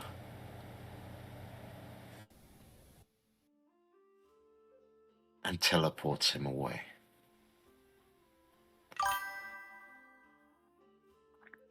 Well, that wasn't worth it. Yeah, it was worth it. I wanted his loot. Too late. I'm gonna wait for my turn because I need to react to that. Well, hey, at least he dropped the Price said, hat of a link. disguise, so you can have that. That I is got one. thing. Yeah, there is a hat I guess I'll have 2 now. there. That is a hat disguise because it is reformed as the light passes over it. Hugs Jeff Swimster and the teddy bear and giggles happily. I have to ask. Oh, Who summoned the god? Was it Jeff or was it Naomi? Naomi with advantage Okay. from Jeff and her teddy bear. So it's not Kuatoa, the fish god. It's the goo god. It's the Gooman. I just had his name. Yeah, no one actually knows which gods. They just prayed to any of them. But what the rest of you witnessed was Naomi literally praying and gods intervening, which makes you all now wonder. What about your own gods? Are they still out there? I mean, I know mine is. Or could you possibly find a god to follow who would be able to help you as well? I mean, I know mine's still out there.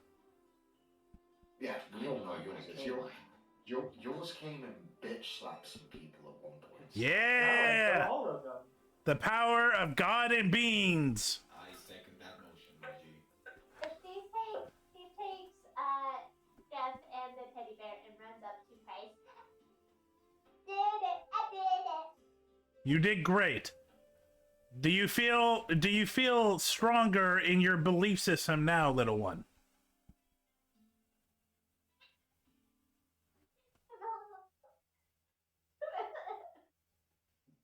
Do you feel She feels the power of God. I just realized I believe I know where Kenzie lives, saying ugh. Yeah, I shouldn't bring that up. Change scene.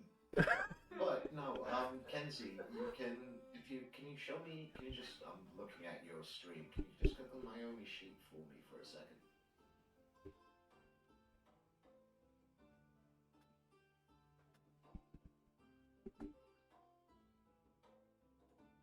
It literally has a Okay. 0 to religion.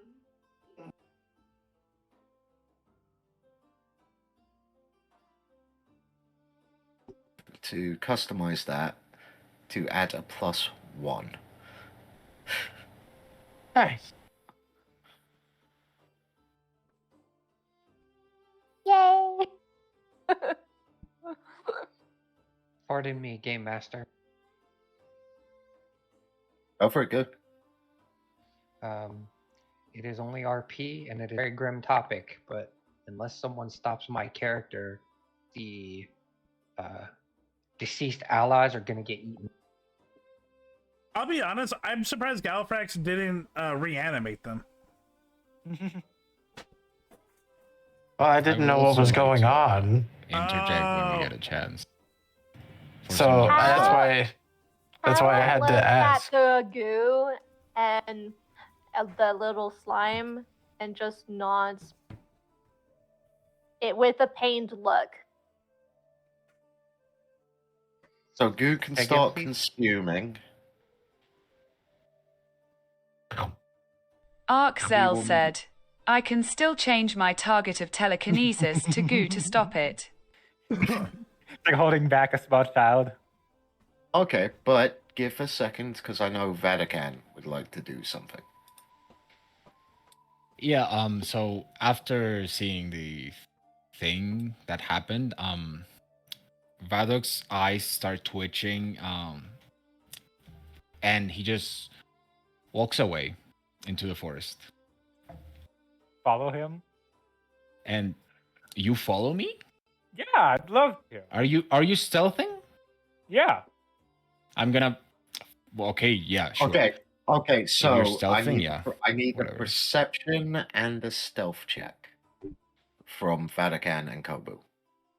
Considering I personally don't give a crap as a character, could I roll at disadvantage? Because I'm not really like actively looking. Yep. It's gonna be a nat 1, my G. Yeah, you don't notice shit. Or more precisely, you don't care enough to notice. Okay, I'm gonna make this short, just so everyone can have a moment for RP stuff.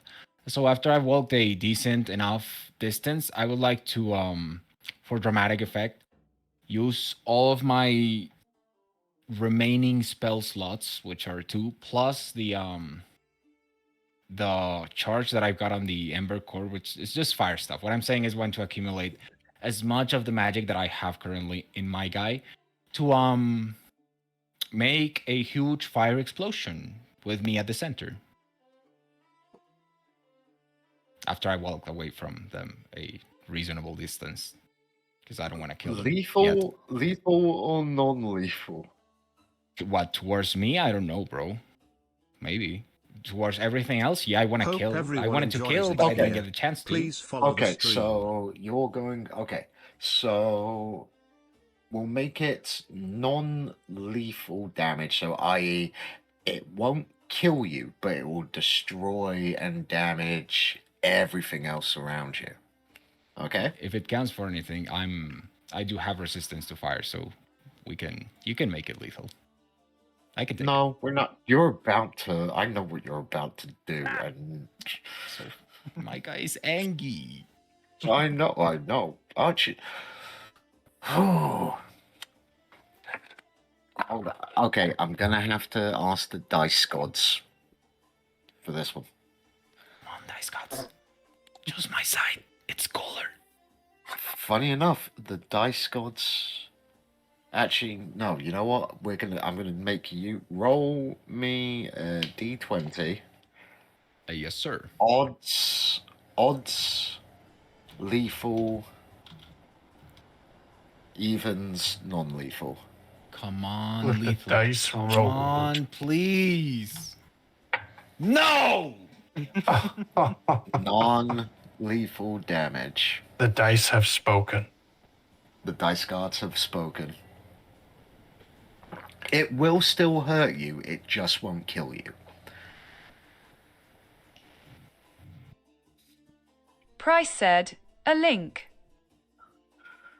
Don't mind me, I'm having fun figuring out what gods Naomi might be into. Yeah. And if we are doing like rounds for RP stuff, I do have something in mind for the next thing that I want to do. Okay, so now we'll move back to the group.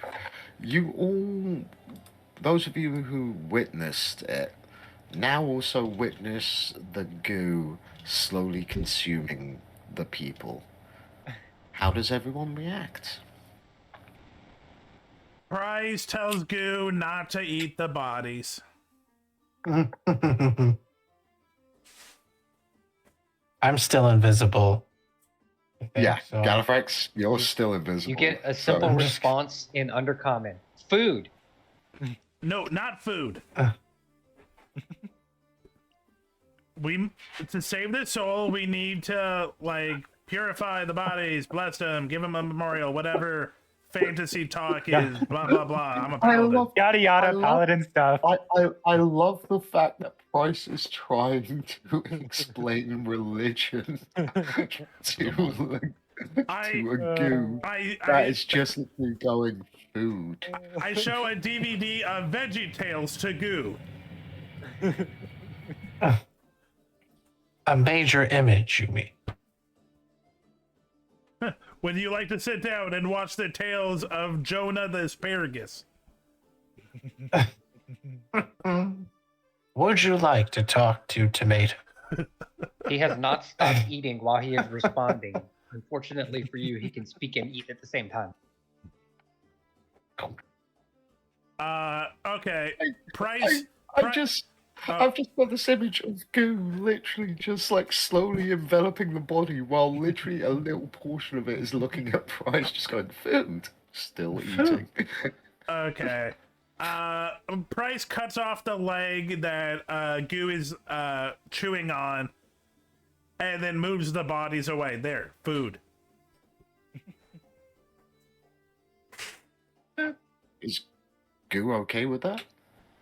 Let me know when the thing that he's attempting to consume is gone. Okay, you've got a little bit of time. Is anyone else wanting to roleplay some stuff before I go back to the situation of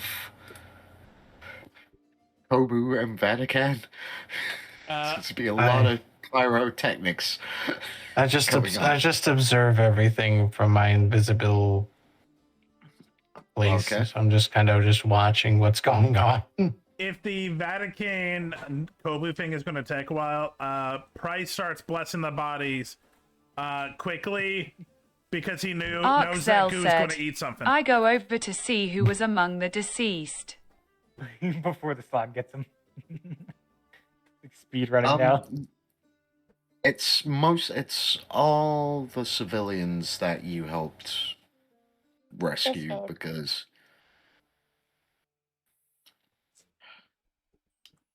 of the leadership, who did we lose? The Stone or the Dragon Lady? they are leading a different Was group. Ellie among the deceased? No, Ellie is with most of the other children who's moving with Shadrick and the cleric in a separate party. There's With Vatican, yeah. There's only one pitcher that I know is not here anymore that we've actually talked to that did die, and it's Vatican's masseuse. Yep. Yeah. Yeah. Everyone The else that masseuse- died, we don't know. Yeah, the masseuse did die. The hot tiefling lady. Vatican, what do you think?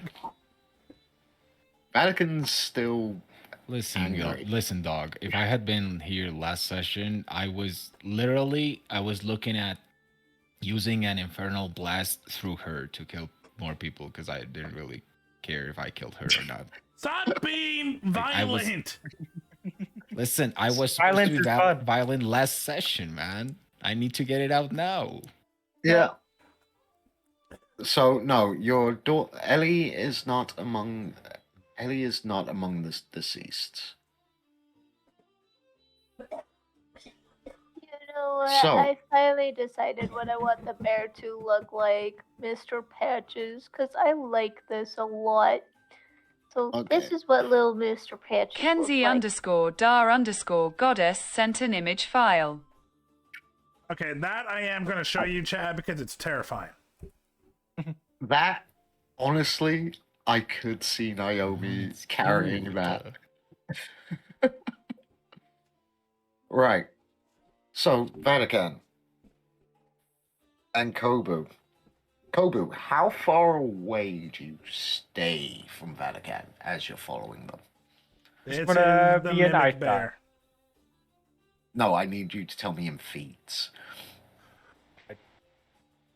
Terrifying. That's the forest. How far can I see him? There's a lot of. I that's hear fine. where I'm That's- standing. Well, no, because Vatican is moving deeper into the. He would be moving Okay, so if he's deeper moving and deeper. then I'll go with. So, we'll say, what, shall we say you're 30, 20, Yeah. 30 feet away from Vatican? You give a number, I'll be fine with. Okay, you are going to be We'll take the middle, 25. 25 feet away from Vatican. Yeah. Vatican, Right there. Yes, sir. what's the range of the explosion that you're about to set off? I mean, if we go by normal standards, I'm using the equivalent of at least 3 fireballs, and each fireball All is like dropping. 20 feet. So, but you're technically dropping it all on you from the center, so it would be just the 20-foot blast radius, basically. Oh yeah. Ah, right, because I'm not like yeah. Yeah, so... Yeah, there you go. A little closer. Never mind, 20 feet. Burn your eyebrows off. I want to just be barely in the range because I have a joke. Okay, you're going to be just standing literally the blast... oh, actually, there you go. Oh, okay. as enough to not take any damage. Like, I want to be in that like fine spot for the joke. Okay, you want to be in that fine spot? Take one step back. Yeet. Perfect. I can go right. Nope. Right there. Yep. Okay, Vatican, roll damage, please. Let me freaking see what that would be. Yeah, no, I know, because...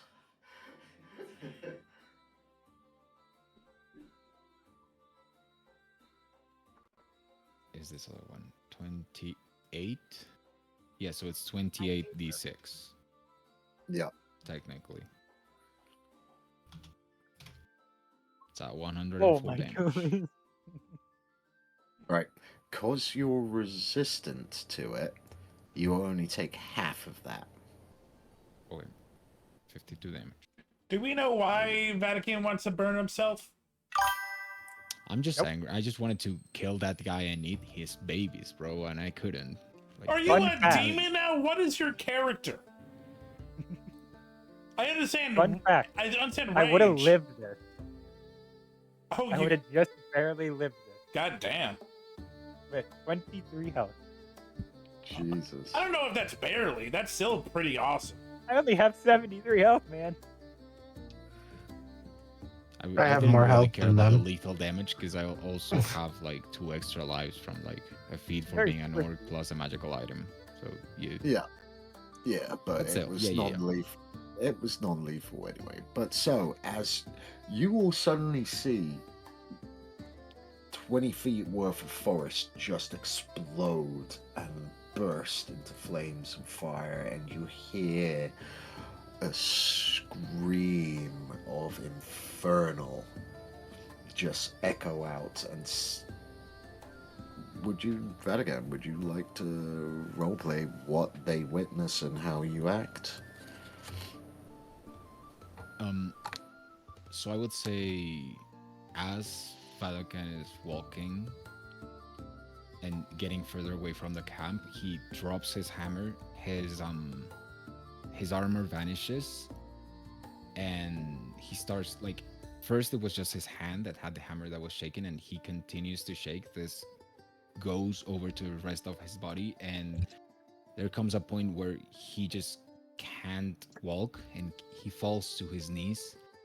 And in one last burst, as he screams, which I'm not gonna because it's almost midnight, he pounds the ground with both of his fists, and everything just goes out in a flash of gray fire, and all that remains in that 20 feet circle is sphere. I mean, is ash, and ash just starts to rain down around, and the center is almost kind of seemingly unscathed by the flames, clearly not as affected as the rest of the stuff. And you can then start to hear him sob and cry, but you also hear the sizzling because the tears are evaporating as soon as they come out of his face. Why it's not there? Why don't you just, cry blood? Just make it the most edgy, demonic shit you can think of. Yeah. I need to make him edgier, man. I'm gonna make him freaking black and white. He's already kind of there. I would need to change the eyes though. Yeah, I don't know. In the background, you hear 3 Days Grace. My Chemical Romance in the background. I'm not okay. I'm not okay. Yeah, there you go. I'm sorry. Me, Game Master. Yes. My character's limited perception range. The outer edge of the explosion is all my character witnesses, and my character scurries away from his food into the woods. Works for me. Sounds good. I'm sorry, can I go on a small tangent? Yes, you may. Yeah, sure. Did you guys watch the Video Game Awards yesterday? Yeah. No. So, speaking of 2000s emo rock, Evanescence played at the Video Game Award. Nice. Oh, right. And they did the song they did for the Devil May Cry show. And they're going on tour.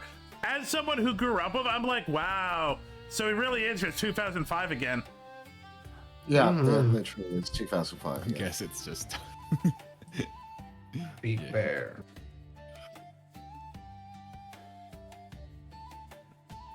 Okay. I feel, if you guys are all okay with it, that this is a good point to end tonight's session. Yeah. I'll keep my joke and quote for next time. Actually, no, wait, Cobra. Can leave the joke. Oh no, Go it's go. gonna lead into a very long talk. Well, would you like to act out now, or would you like to leave it for next time? Regardless, to be on a cliffhanger if I don't say the joke or after the joke and quote. Do the joke. No, I'll wait. That's not Price saying that. That's SilverDFanng. You don't have a Yeah, grudge come on. against him that I Good. know of. All right, fine. You know, Do I the will. joke. I'll do it. I'll walk up and say my joke and quote. So you're crying, right? Yeah. He's Yeah, gonna. you're crying, and the freaking My Chemical Romance music Yeah, gets yeah. louder the closer you get. Yeah. He's gonna completely like not get the cues, and you're just gonna hear slowly getting louder to you. You can hear like the crunching on the ground. Wow, that was hot. If you wanted to impress me, you could have done a lot less with the whole magic spells and whatnot. Still a little new to the magic, you know.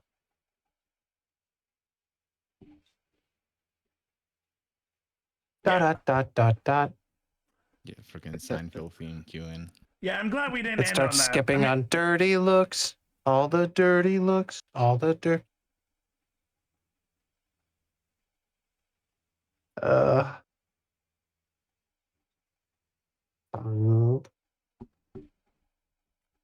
So, Alright. that's a good session. Yes. Yeah, you're Hit up right. the You're dude right. for That was fun. what, 2.5 hours? Yeah. It's kind of just evens out. Like, that is a good ending point. Anything I'm guessing you guys have next, it's like going to cause a lot of setup and stuff. So it probably is good to cut it early. It's a good point to end it, I feel. Yeah. Okay. This was fun. We did a lot. I did not see God coming. Yeah, that's hilarious. The Same season, one guy whose entire thing has been about his God did not witness an act of God. Nope. But on top of that, I just like Kenzie, kudos. Like, I never would have thought that like me praying to you, well, not praying to you, but praying with you, and you seeing me summon a god would end up here. That was smart. Yeah, no, honestly, I was just like, crap, how am I going to make divine intervention work when she's not a cleric?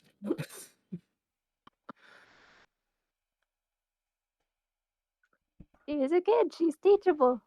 Yeah. Yep. She's now a cleric.